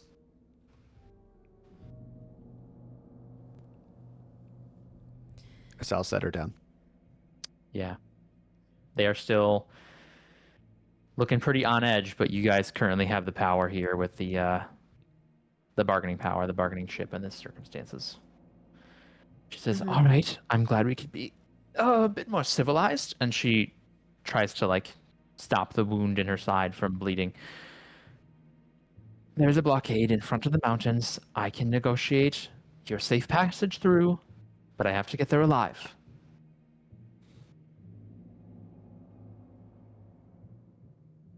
What do you all think? It could be a trap. She could be leading us into the Spartans' den.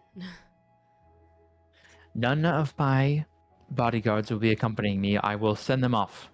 And they all look wide-eyed and they begin to whisper to each other. No, I mean it. My life is on the line. Go back to You the heard couch. her. Move. They look at each other very uncomfortably, but she says, "Go. By order of my father and my mother." They look at each other, and then after exchanging these tepid glances, they walk away slowly back into the tree line from whence they came. It is now just us four.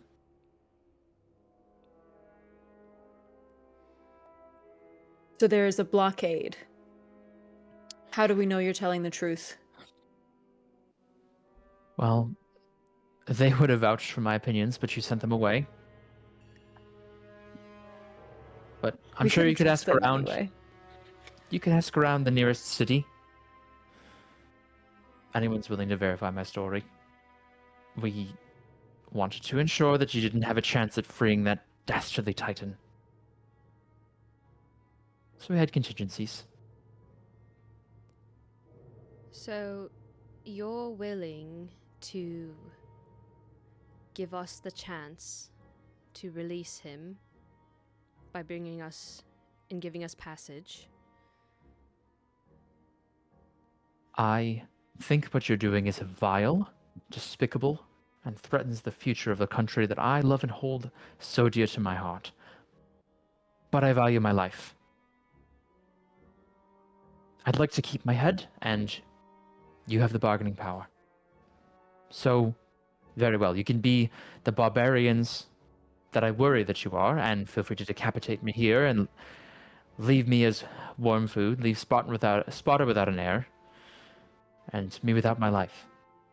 But then you're never going to cross that blockade. You're never going to free the Titan, and you can leave your mission unaccomplished. It's quite bold of you to call us the barbarians when your people, the gods you come from, abandoned us. They take. They don't help. They've never done anything that wasn't out of selfishness. And we're the barbarians because we are trying to give power back to the people. That's hilarious. Perhaps the people weren't meant to have the power in these circumstances. You saw Brosephios. You saw Troy. You saw Spartans trying to pick up the pieces of what the gods left behind. If you ask me, the Olympians left Greece because mortals are nothing more than a failed experiment. And this is our chance to prove them better. This is our chance to reestablish an order in their image and do better than they did. You're right, but you're And not I the think leader they've for that. recognized. And you would be. No. But I know You who understand would the be. intricacies. You understand the sacrifices. You understand What all do of it. you know of sacrifice? More than you might think. I'm willing to turn over the future of my entire country. I'm willing to turn over certainty in a safe future for all of us. I'm willing to turn over rulership, the chance at rulership, just to keep my head in this instance. And I am This is willing your to grand die. sacrifice. I am willing to die without a soul, without the ability to go into the afterlife for what I believe. Which is more powerful? Which is more important? I was wondering if that perhaps was your motive. Have you told them yet? Told I us. look at Melody and Antigone and no. You don't think there might be an ulterior reason that he's brought you along the Black Sea, why he might be accompanying you on this mission? Tell you what, I'll throw in a bonus. If you promise not to separate my head from my body after the blockade, I will also show you the entrance to the underworld on the way, The underworld. where you perhaps could commune with a soul or two who may be of interest to you.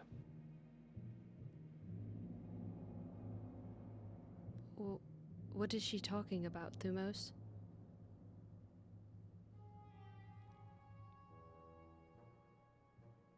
Tie her up and I'll tell you everything. And I go to tie her up. Okay.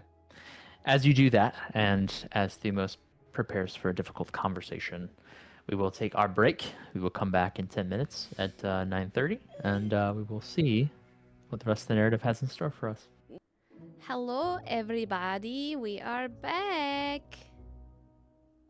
Welcome back. Got a little heated there for a minute, but we are alive. Our We party are. is still standing. I was And worried when I hungry. was designing this, but crit after crit after crit, I am listening Crit to the City? dice. The dice are telling me that it was meant for the Flamekeepers to come out victorious in this battle. Mhm. This fight is We got an over. extra thank the Foundry people for creating this now. Yeah. They no heard kidding. me. They heard Mhm. me thank them for Foundryborn, and they were like, "We gotta help them out. We gotta jump in." Yes. They're tweaking the numbers. So good. Yes. So our party is currently still at the campsite. We're gathered around the fire. Kionia has been tied up and is lashed down to a stake in such a way that you know that she's not going to escape. Again, this is something that in D&D I probably would have had you guys roll for, but because it is Daggerheart, I'm just assuming you guys can tie a decent knot. Just from survivalist stuff and maybe other stuff in Melody's case, who knows. But Oh, Actually, Melody's knots are Kionia kinda, is Melody's knots are kind of the best, actually. So, actually, I think maybe Kionia remarks on that as you're tying her up. She's like, does it have to be so tight? yes, yeah, it does. but not Even for a princess? not actually too tight. So if it is, I mean, you can't escape. But circulation is important, even for whatever you are, Prisoners. prisoners. Royalty. Though I don't feel like it. I'd appreciate some medical care when you have a moment. When you're done with story time. No.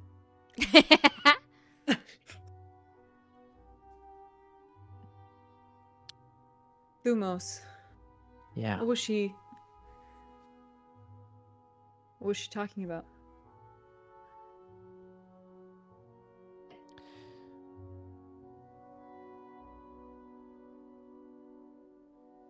I, in this form,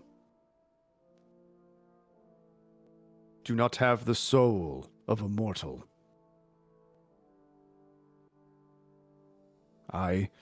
If I die, that is the end of me. If you all die, as far as we know still, even though the gods are gone, your souls will go to the afterlife. And you will wander. My wife and daughter are still there. Now.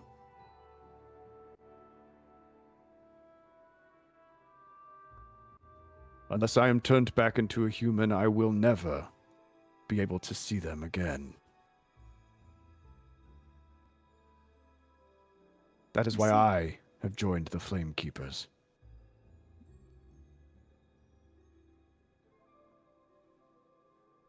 We all have our reasons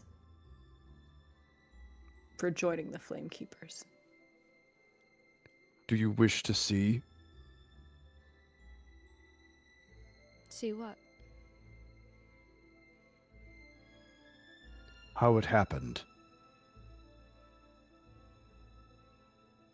If you Why miss. I am this way. Only if you would like to show it.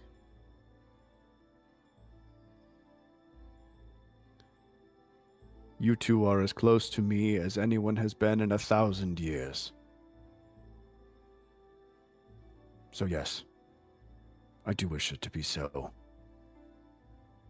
And thematically, not mechanically, but thematically, Thumos has the ability to cast Floating Eye, which in mechanically allows him to see far away, but for thematic's sake, he conjures this eye, and it's just a floating, very Lord of the Rings glass eye that floats, and he extends it so that it is big enough.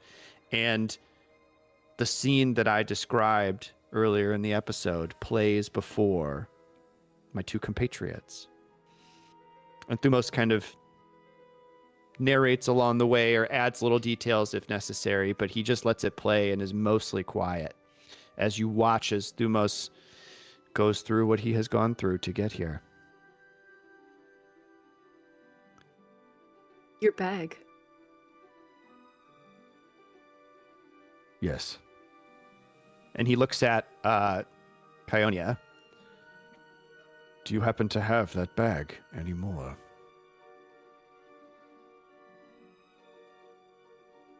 I don't. But if I leave her alive, I could try to help you find it.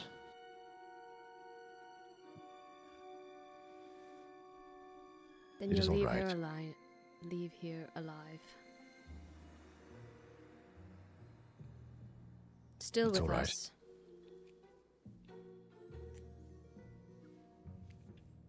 They are just things, all told. It would be better if I was turned back into a human. The reason why their faces are obscured is because I cannot remember what they look like. It has been too long. And I do not understand or remember the voice of my own daughter.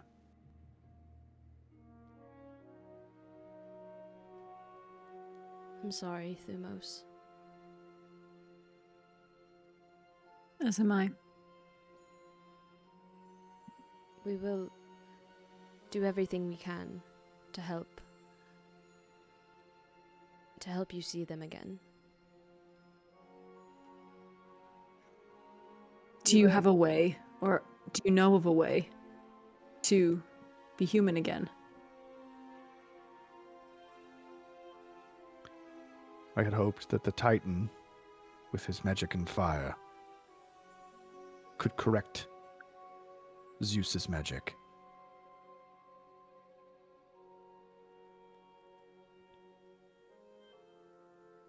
But it is not certain. Well, Nothing is certain. it's worth trying. Exactly. It is my only option. So we will get you there I wouldn't count on through the it. blockade. Kiona speaks up. Respectfully, you can't expect divine intervention to solve all of your problems. I fear you have already died, and I fear that there may be no reunion. Though I did promise that it would at least see you through to the underworld. Maybe there is some kind of deal you can strike where perhaps you can stay there or something. But I don't know if there's any hope for you left, my mobile friend. Not If at I least- do not go to the underworld, then I cannot be judged by the ancient kings of old, which means that I can do in this life whatever I want to you and never be judged for it. The people will judge you. The new kings.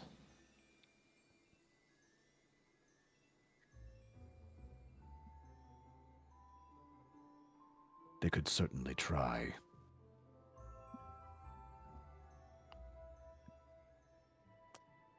Are there any more conversations that our party wants to have before we kind of get a short rest in here, I think, because we just had a long rest. If you guys wanted to take another short rest, you could. Like, rest throughout most of the day. I would like a short rest. I think we need. Yes. I would also like a short rest. I don't know Okay. what to do with this woman. I don't know what to do with this woman. I think. I know what I want to do with this woman. What is there another way past the blockade? I'm doing this out of earshot of her. I assume. Okay, good. We probably won't know until we get there. If there's a different option, so we could at least keep her bound. But I would like to bind her mouth too. Her audacity and condescension truly knows no bounds. absolutely. It is hard for me to believe that they would be able to block every pass through the mountain or every way through the mountain. Agreed. But I do not know They the have him mountains well enough surrounded? to know. I don't either. Perhaps we can find a goat herding path or something like the Persians did to the Spartans. Perhaps. Has that happened yet? I actually don't know if that's happened yet. Maybe we should look for a goat path. They go around places that you might want to know, I've heard. or so I've imagined. So I've heard. Do you try to Oh my goodness. bind? Do you try to gag her so that she can't speak anymore, Kionia?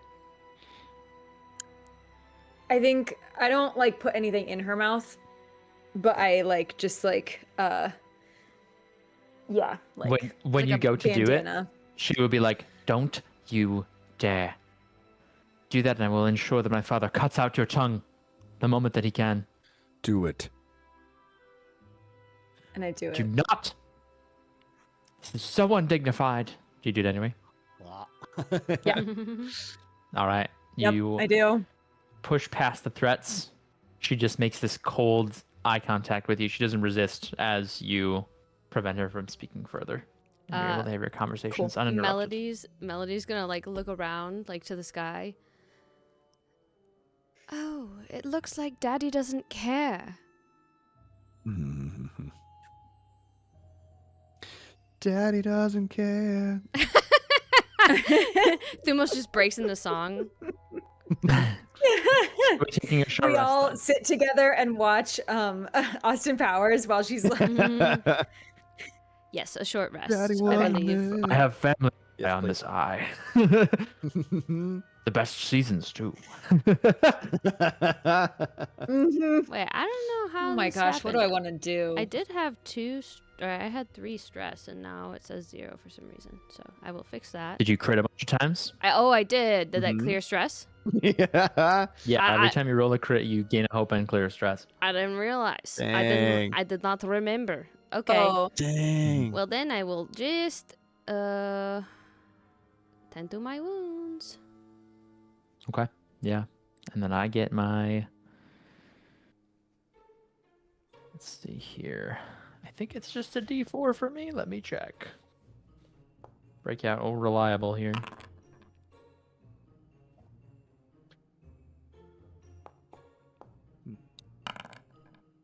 oh, bless up. Okay, thank goodness.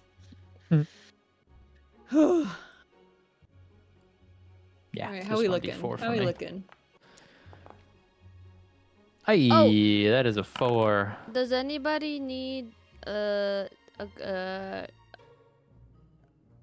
more hit points cleared? I do. Yeah. Yeah. I'm gonna cast Soothing Speech. So on a short rest, when you take time to comfort another character while using the Tend to Wounds downtime move on them, clear an additional hit point on that character. So you can clear another hit point. Wow. Thank you. Nice. Mm-hmm. I will also, during this time,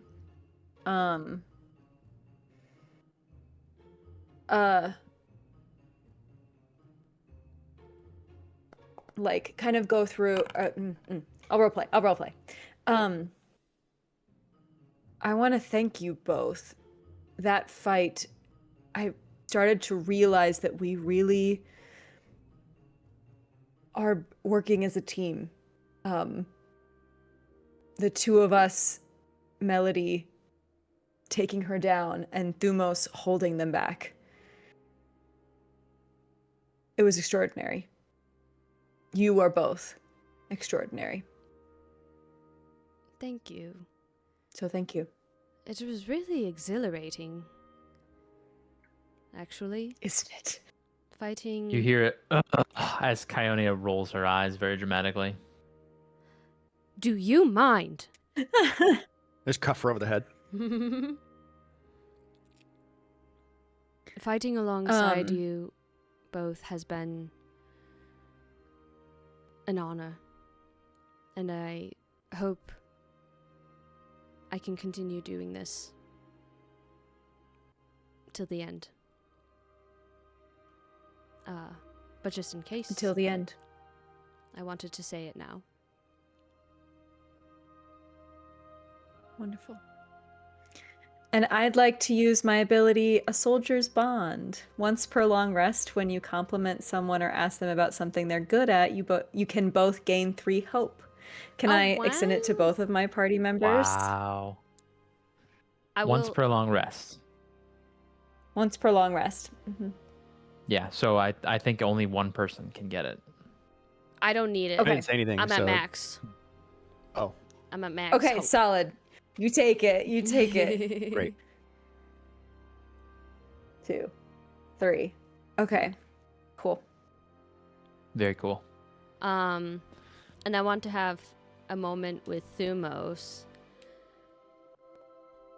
I know that was probably very painful to share and relive again. But I want to thank you for sharing you with your daughter, the fun you were having. It made me think of my father and the fun we would have, and I would give anything to have that back. Or relive it once more. But he's gone, and anywhere I can see a bit of him in life, I am very grateful for. So thank you. She was my entire world. As I'm sure you were to your father. Definitely felt it. Truly, she is never gone. So long as I do remember her, even a little.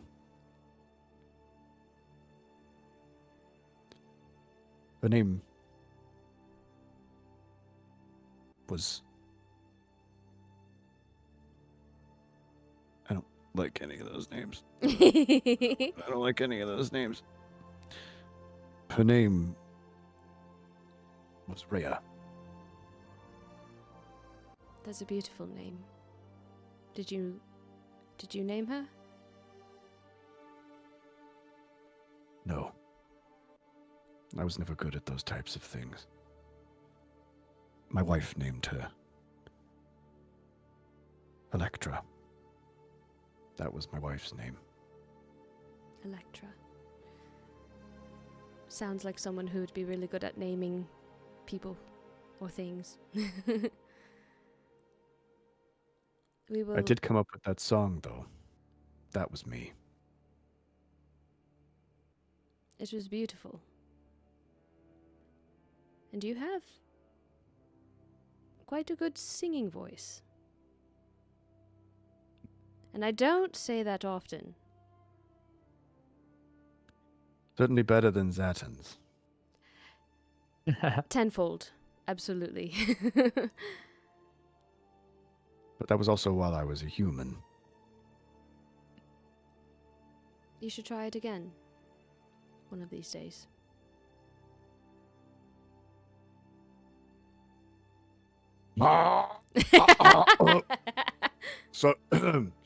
sorry. And I reach down my throat and I pull out a literal frog.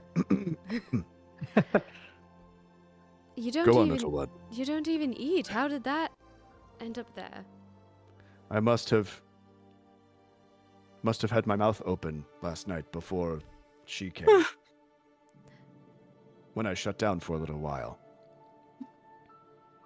I relived that memory over and over. You've asked me where I go before. Where I am when I'm staring off. And that is where I go. I'm sorry. I didn't know how to ask sooner. I'm sorry. I'm not usually someone who relies on other people and lets other people rely on me. But I am learning that some people are worth showing up for. So sorry that I showed up a little late. I will be honest, I do not think I would have told you then. So it is good that it happened now. We'll find them. Or you will find them. We will do our best to make that so.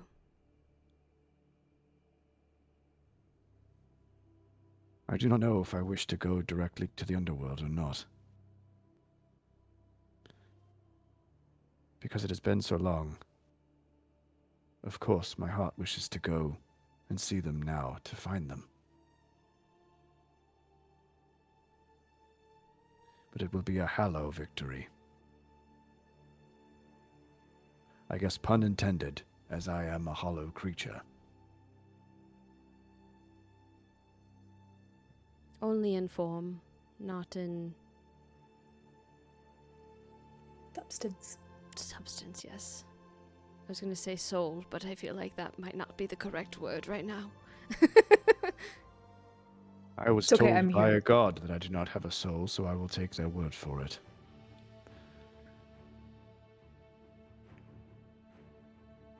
Also, fuck the gods. Fuck the gods. Fuck the gods. Hit And her not in the again. way that I hit- usually I hit fuck the Coyote gods. again just cause. Yeah. She's so furious. Her icy blue eyes are just burning through each of you.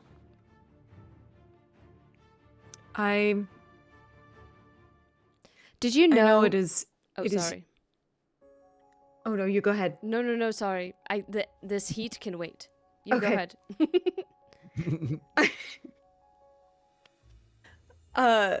Thumos, it is entirely up to you.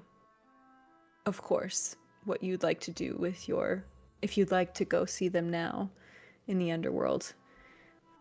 But I agree that it would be a hollow victory and you would not be truly reunited.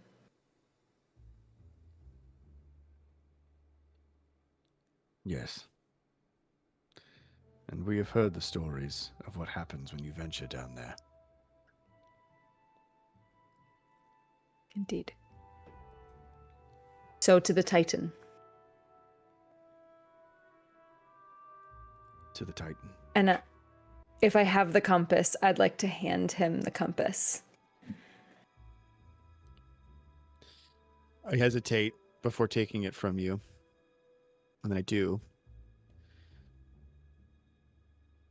And I, for the first time that Thumos, since we've acquired this compass, it points in one direction and one direction only.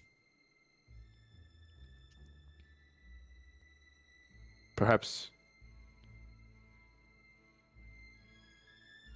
we could do something different. And I close my eyes and focus for a second. And in my heart, I'm looking for a way around the blockade. Can I make an instinct roll? I'm gonna say the DC is 20. The difficulty is 20. You can do it. Can I help? I don't know if I can because it's an instinct roll, but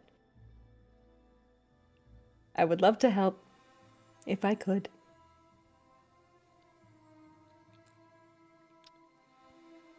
Is there any way, because I'm old as fuck, that I can use my I remember that when trying to recall a historical like way around or way to the Titan? My initial instinct was yes, but Nah, beans. you were in one spot for most of your life. That's true. You know, it was a very long life, but I mean, you heard chatterings and things from people who came and went. It's true. I think because this is more about your interaction with the compass and less about your knowledge and your navigation yourself. And this is just about you feeling it in your heart. I think this is going to be just a straight roll. I don't think you can use an experience in this instance. Doke. Here we go.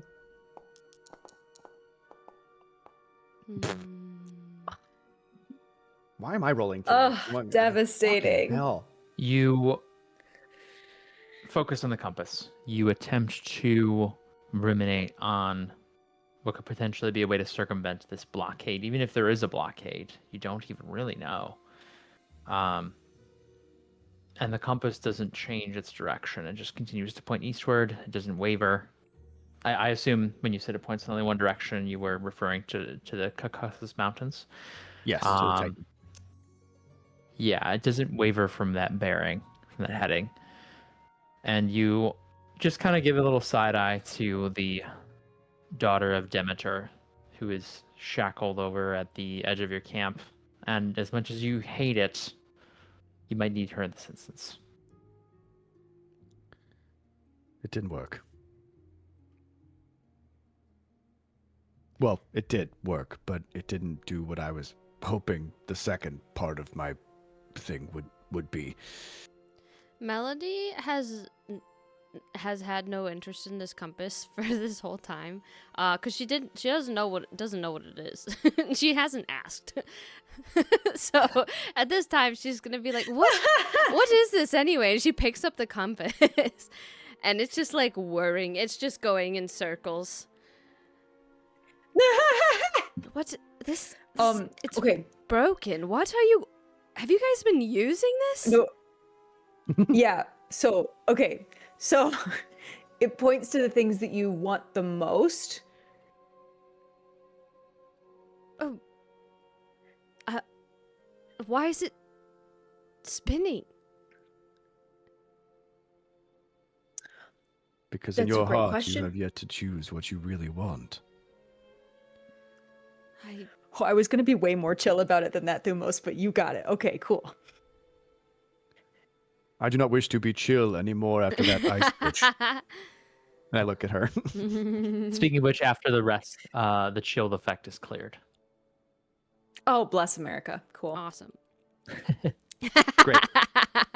Bless America. I think that's a new one. I got it from Ryan. Instead God of saying, bless yeah. America. Where the heck am I? So as we seeing wrap it?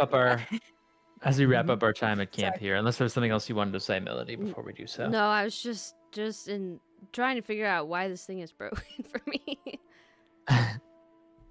While you are figuring out the compass, our time here at camp comes to an end. Our party packs up, and I want to hear more from the players. What is our next method of travel?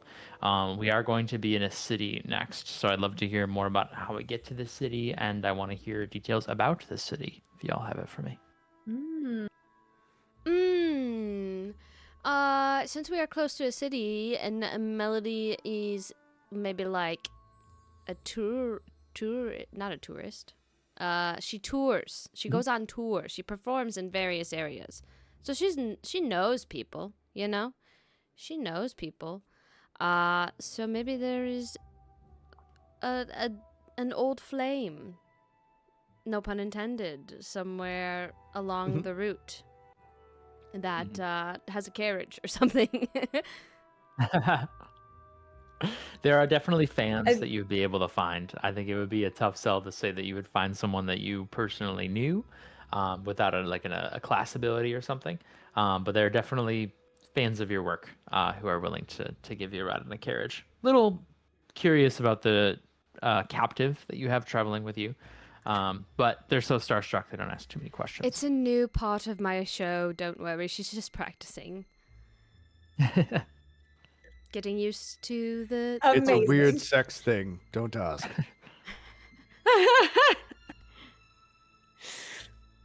Our party continues on this carriage. We hitch a free ride and we make it to this city. I'm imagining it's probably coastal city, as a lot of these locations have been, being that the Black Sea is a hub of activity and it's fertile ground for farms and things like that. What can you tell me about the city beyond it? What is it called? What's the vibe?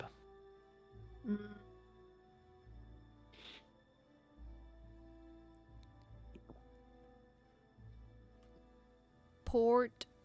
For some reason, White Shores is what is coming to my mind. I like that a lot. I like White Shores. Shore? White Shore? White Shore. White Shores. White Shores. And beyond. Well, yeah, it's from Lord of the Rings. Yeah. TM. But that's yeah. It just like it's very evocative for me of like the idea of like the Black Sea with the White Shore. Yeah. Yeah, definitely. Any more information you can tell me about it?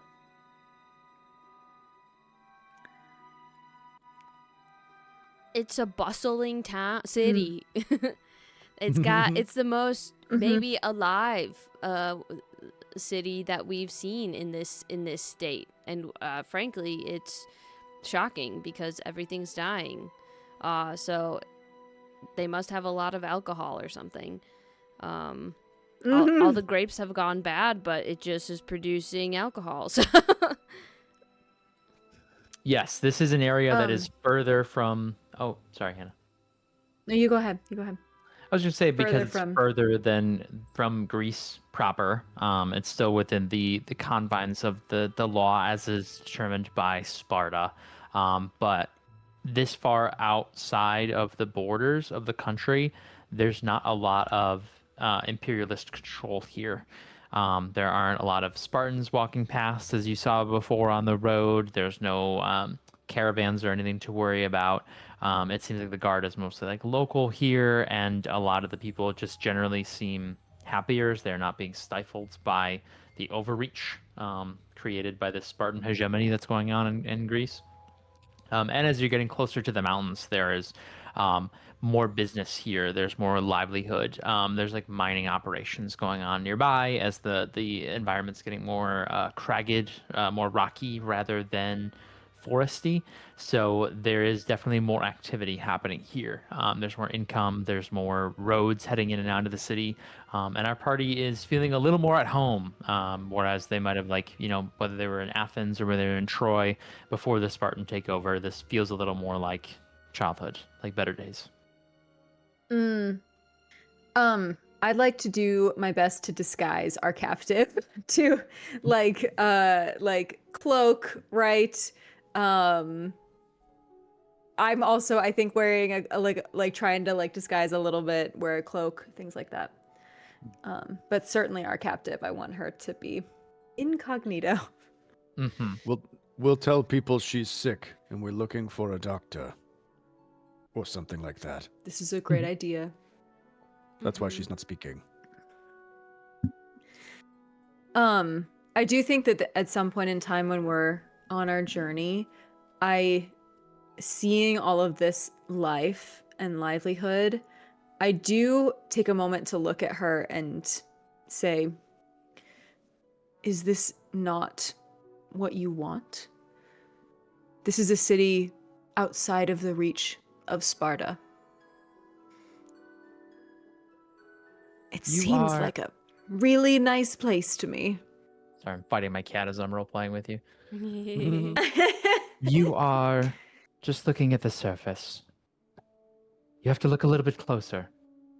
You might find White Shores is a little more troubled than initially appears. You might find that it could use some order. Or maybe You gotta chaos dig. is exactly what we need. You gotta dig a little deeper. What Uh-huh. what does order look like for you?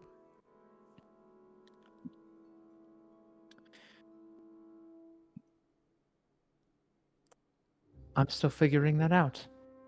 And that's part of leadership. It's reactive.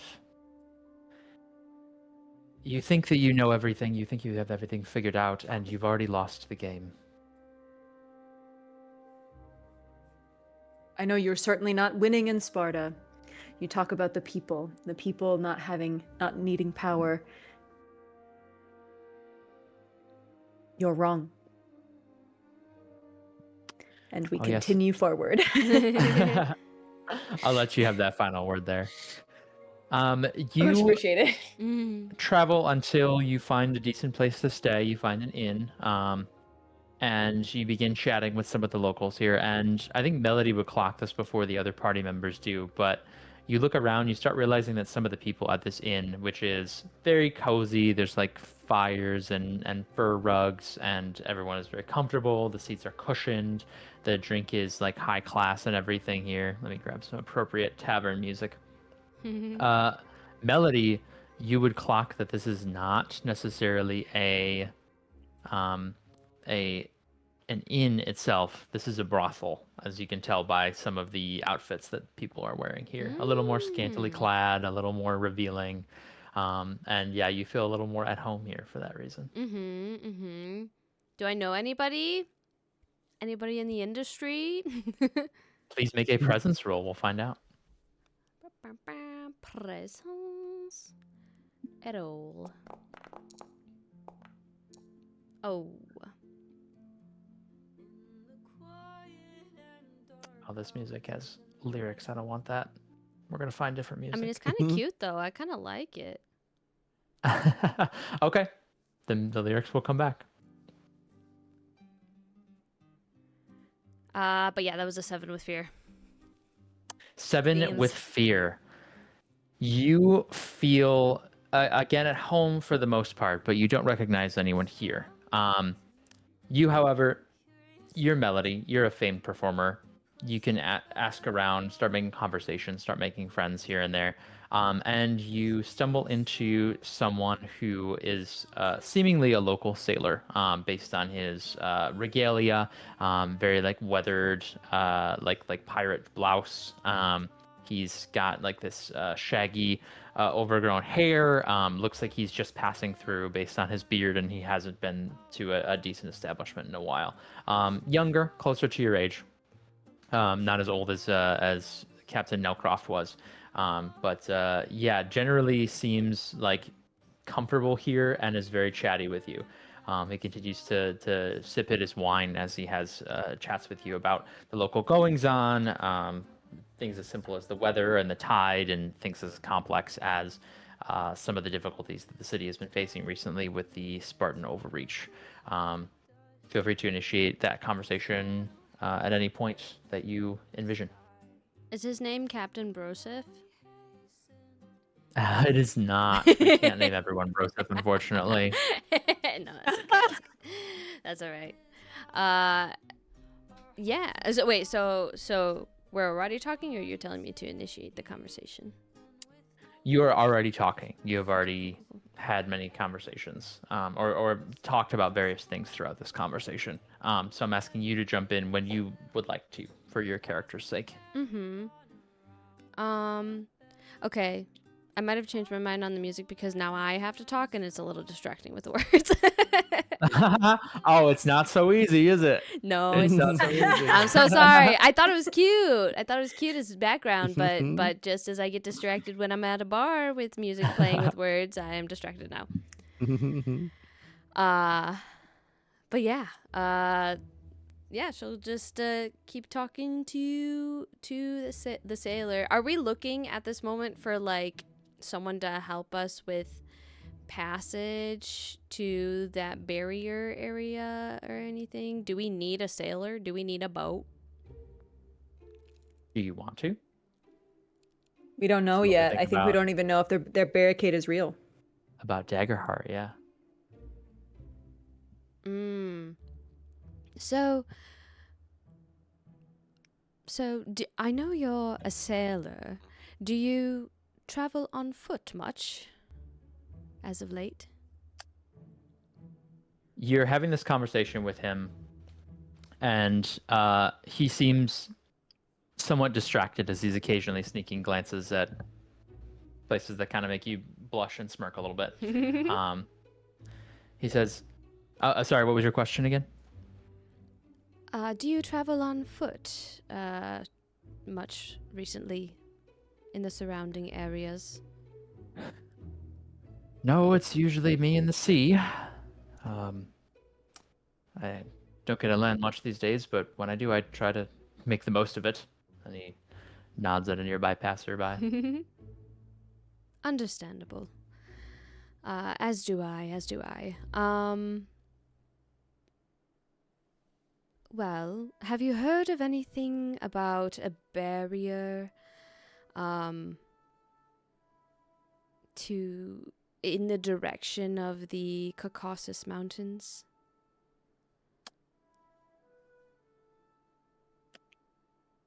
I've heard rumors that it's difficult to pass through without appropriate paperwork, and rumors that paperwork is impossible to obtain. We've been staying clear of there. Even via the water, it's not really a viable option. Okay. That is helpful. So what are your plans for tonight? As a matter of fact, I was going to ask you the same thing. You don't, and apologies if I'm offending here, you don't work here, do you? No, not here. Just staying for business then, or pleasure? Well, I am in the business of pleasure, so I'm not sure how to answer that. Miros. Lovely to make your acquaintance. He holds his hand Miros? out to you. Mm-hmm. Melody. And she hands her hand like this for him to kiss. Yes. Yeah, he absolutely gives it a kiss and makes eye contact as he does. While that's happening, Antigone and Thumos, you are having a seat at a table, maybe enjoying a meal, enjoying the festivities. There is some music playing in the background as well that is nice to enjoy, and it reminds you of fonder days. There is someone who has taken a seat next to you, Thumos, and it is clearly someone who works here based on her attire. She kind of just like leans her elbows onto the table, looks at you, and she goes, "So, does it work?" She says, looking up and down. Does what work? I have to know, does it work? I mean, with everything going on here, I'm just fascinated. I do not know what you mean. Does what work? Are you serious? Do you not realize where you are right now? Are we not in an establishment of eating and drinking?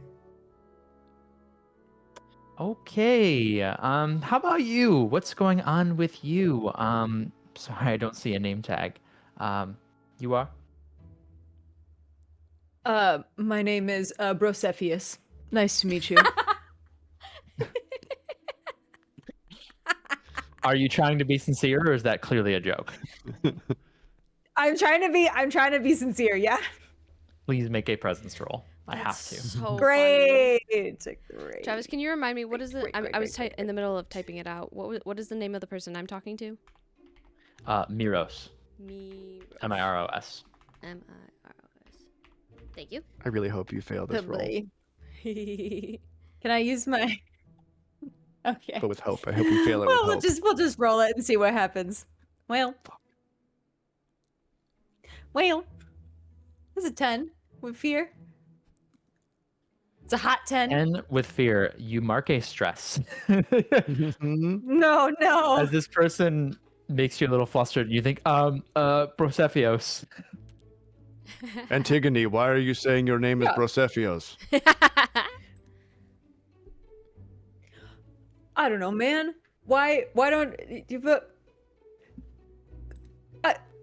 I just don't usually tell people my name. I don't usually tell people my name. Why? You I don't don't usually tell people my name. you don't frequent these types of places often, do you? Nope. First time here. Did know you were talking about his penis though. I don't know why he completely missed that, but I did clock that. You what? I'm proud of you. Does anyone in your group have some kind of expertise in charismatic matters? Anyone? Is she within earshot of me or no? Oh yeah. I kind of not like fork full of food, not across the bar at Melody. If you wish to have sexual relations with someone, Melody is usually the one who does that.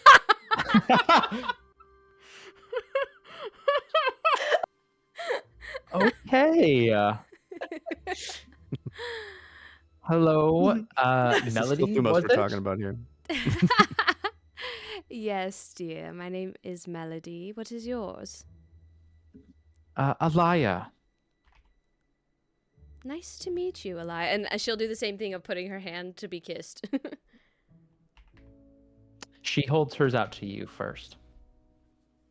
Oh,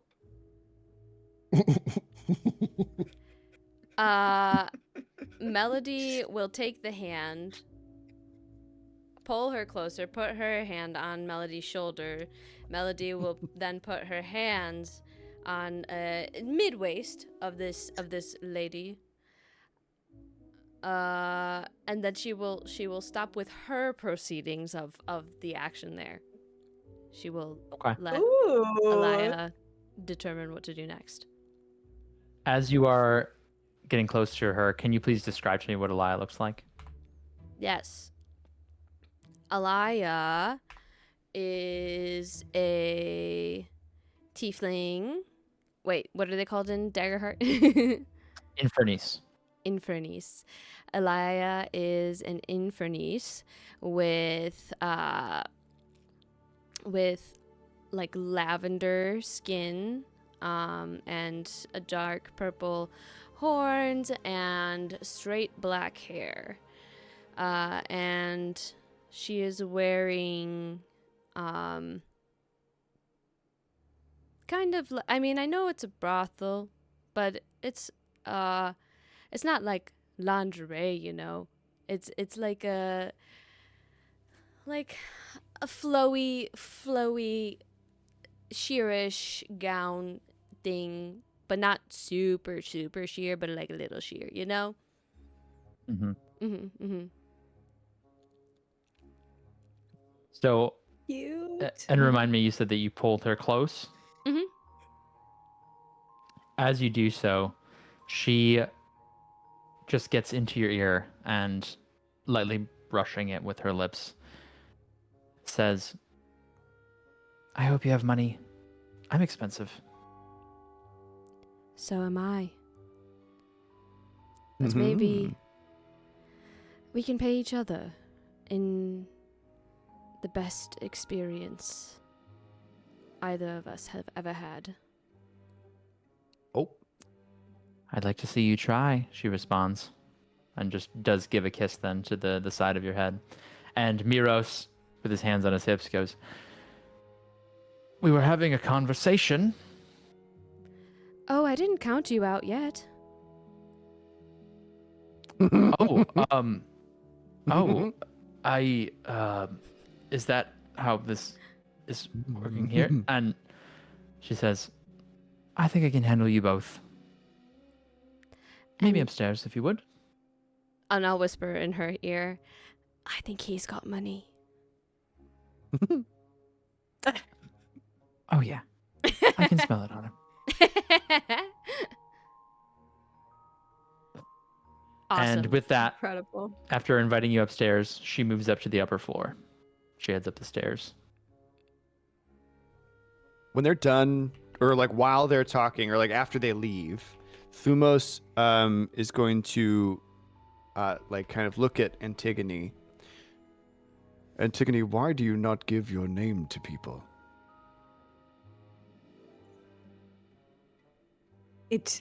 I don't. Whenever I come to a new place, it's always Antigone. I'm not even really attached to. You know what? I just, it was given to me when I was about 10. Somebody called me Antigone, and I said, "Oh, that's interesting. I think I'll stick with that." And so I don't have a lot of attachment to it. So I kind of, whenever we go into a new port, new place, I kind of try on something new. You seem to be a person who is torn between who they are.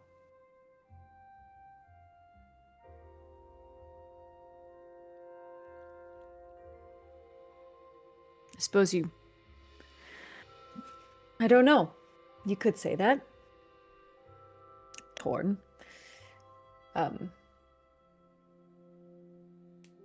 had a dream for a long time of how to define myself, how to be who I am. And that was an Amazon. So I don't know. Maybe Brosephius is a good person to be now. I don't know.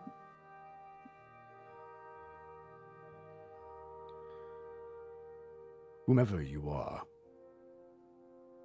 the person who I know is strong and is brave and does what is right, even when it goes against what they've thought they wanted. You should trust your heart, Antigone. Or Brosephios, whomever you wish to be. But do not doubt Thank you, yourself.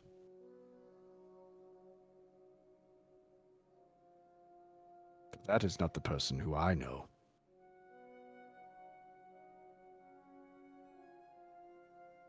I agree. I am strong. You will have to make many more choices in this life. But if there's one guiding star for you, it is that you are a good person, whomever that person is. Do not lose that. Thank you. And I'll put my hand on his shoulder. Why was she asking if my penis still works? I think because, okay, Across the in table. your time, Miros is speaking to Melody, and he's like, do you think she really meant that? Who? What? About meeting her upstairs. Do you think that she meant that? Oh, absolutely. Oh, and he begins taking out a handkerchief and like dabbing some sweat on his forehead. I might need a minute. I'll meet you upstairs. You should go first. Are you sure? Are you okay? Yes. No, everything's great. Everything's wonderful. Lovely. All right. See you upstairs. And yeah, Melody will go up. Okay. You make your way up the stairs. we have no and reason to doubt this. Alaya is waiting in the doorway for you at one of the bedrooms. You head inside with her, and I presume at least she initiates kissing and then gets started. I assume you engage as well, but... Mm-hmm. Phil, close your ears. You kiss her back. We'll keep it Yes, yeah. PG-13. Absolutely. You kiss her back, and the two of you fall back on the bed, and she engages passionately, and she's, "Wow, you're really good at this," she says, breathless, and the two of you fall onto the bed. She says, "Before we get started, I just want to know, who are you, and why are you here at this old place?" Does it matter? Other people around here don't look like you. They don't have your energy. They don't have your light. Light. I'm usually someone people can find in the dark, but yeah, my name is Melody. What do you want to know? Why are you here? What brings you here? Melody is suspicious. Too many questions about why are we here. Mm-hmm. I'm here for a good time. Isn't that what most people come here for? I think it's more than that. And frankly, it's kind of hot that you're not willing to tell me more. I hope that whatever you're going through and whatever you're seeking for, I hope you find it. Just be careful. I don't know, I'm worried about you already. I don't know if that's weird to say. Who are you? I've lived in White Shores all my life. I am truly nothing special. I'm probably never going to leave this place.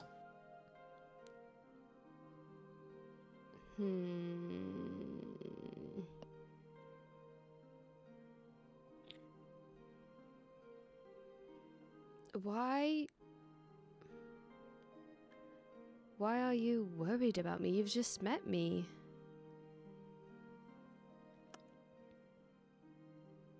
You're clearly not from here. You're clearly passing through. You just have a sense about you. A sense that whatever you're doing, it matters. Well, I'd like to think so. So thank you. I hope White Shores treats you well. And she continues kissing you on the neck and other places. Oh. As you are engaging in this in the chat. activity,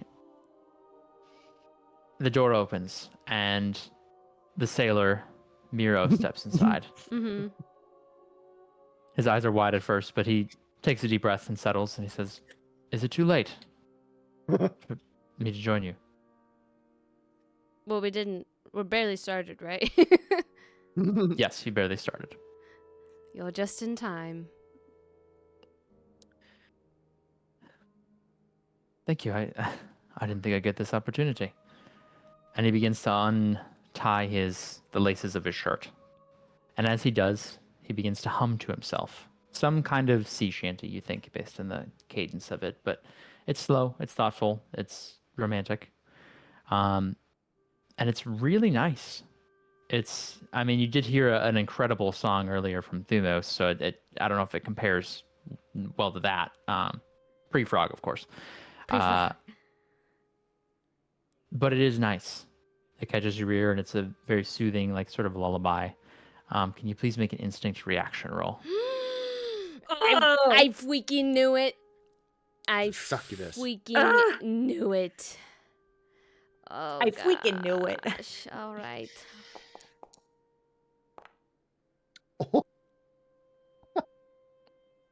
That's like the 8th crit of the night. One more crit Oh to my conclude gosh. the evening. Melody, you feel enchanted by this song. You feel entranced by whatever it is that this sailor is singing. And you're not really sure why, but it seems to have some kind of hold over you. But you've seen enchantment magic at work before. You've weaved plenty of enchantment spells. You know what it looks like. So you resist. However, Alaya, next to you seems infatuated. She's stopped moving, and she climbs off the bed and begins to move towards Miros. As his shirt falls away, you see from his back 2 tawny feathered wings protrude and flex outwards. You've heard stories about these creatures that can lure people to their deaths with the power of song, often miscontextualized as sea creatures simply because they live near the coastlines, but this is indeed a siren. Wow. Okay. And that is where we're going to end chapter 5 of Flamekeepers. Oh, and I was finally gonna get laid. There's still time. There's still time. But I couldn't trick you into thinking that you were actually gonna do your horny bard stuff. I mean, you still kind of got to, but you knew that there was another angle to it because you know me too well. There's no way Travis would just let me have horny bardness without punishment. I don't know if that would make for a great stream. Yeah. Oh. Yeah. No, I mean, we would fade to black, obviously, but I can't just have a happy ending, apparently. A happy fade to black ending. A happy fade to black. You got to work for it. Raspberry says it would make for a good stream. Phil says would need to make the stream 18 plus, which is why we're gonna make a behind a paywall. Join the Patreon. That's right, baby. Thanks for bearing with our I already spiciness. bought the wings, baby. Spiciness. Yeah. Welcome to White Shores. What a wild episode. Though Yeah, so that many one place is- crits. That was so awesome. I had a whole second subplot planned where you guys were going to be taken prisoner and you would have to break out of the prison. And yeah, like it completely changed and deviated the story. We destroyed her. And, For real? yeah, no, 100%. Oh my god. Hell yeah. Dice loved us. Well, damn. Yeah. Well, damn. Y'all continue to surprise me. And like, I'm loving how much you guys are adding to the story as it's going along. Like, good job describing everything and bringing in all these characters and, good stuff. Good Thank stuff. you. I'm glad that Melody is we're able to move forward with Melody's growth because it's got to be so subtle. Like, but I'm glad I'm getting to a point that I can talk to you guys more. Agreed. It's very, very good. Ryan, thank you once more for the amazing So storytelling and role playing. It was amazing to learn more about Thumos and Cry. We have a lot to talk about next Midwest Goodbye. A lot to talk about. I know. Uh-huh. That'll be next week, is that right? When is the Antigone or Melody episode? It's a great question. Do we get monologues? Hey. Yeah. Okay, it could be all in one. They're faking. They have a whole thing planned for next session. I have nothing planned. Did you It's hear? gonna be incredible. It's my gonna rally? be just mind blowing. I Set planned your nothing. expectations high and then push it higher. Yeah, my stuff, absolute dog shit to what these people are about to do. Honestly, I'm kind of mad that you let Ryan go yes, first correct. with that shit. So, because I'm gonna have to go probably last, and I know Hannah's gonna set the bar high as well. We lift each other up. High tides. All right. internet Well, thank you all says- for joining us. Daggerheart crits are a 1 in 12 chance. And how many times did we roll today? Oh. We'll have to figure out. Like, I feel like half Doesn't of the seem rolls correct. today were crits. It was a lot. It was a lot. Mm-hmm. Wow. It was a lot double of crits. crit. It's a on 1 in the 12 tag team chance attack. multiplied by a 1 in 12 chance, so I don't think that that's correct. So dope. Mathematically, right? Anyway, I don't know. I don't know. I we don't can do talk math. about I that don't more next week because I know it's late. Next Thank you all for week. joining us. If you are here live or if you are watching the VOD, thank you. Appreciate you. Thanks for sticking around for this wild story that we're crafting here. very excited to see how things wrap up in the next couple of sessions. And then, yeah, plenty more awesome Midwest Quest gaming content to come. Yes, yes, yes. Thank you all. Woo! Have a good night, friends. See you later. Yeah. Good night. Please take care.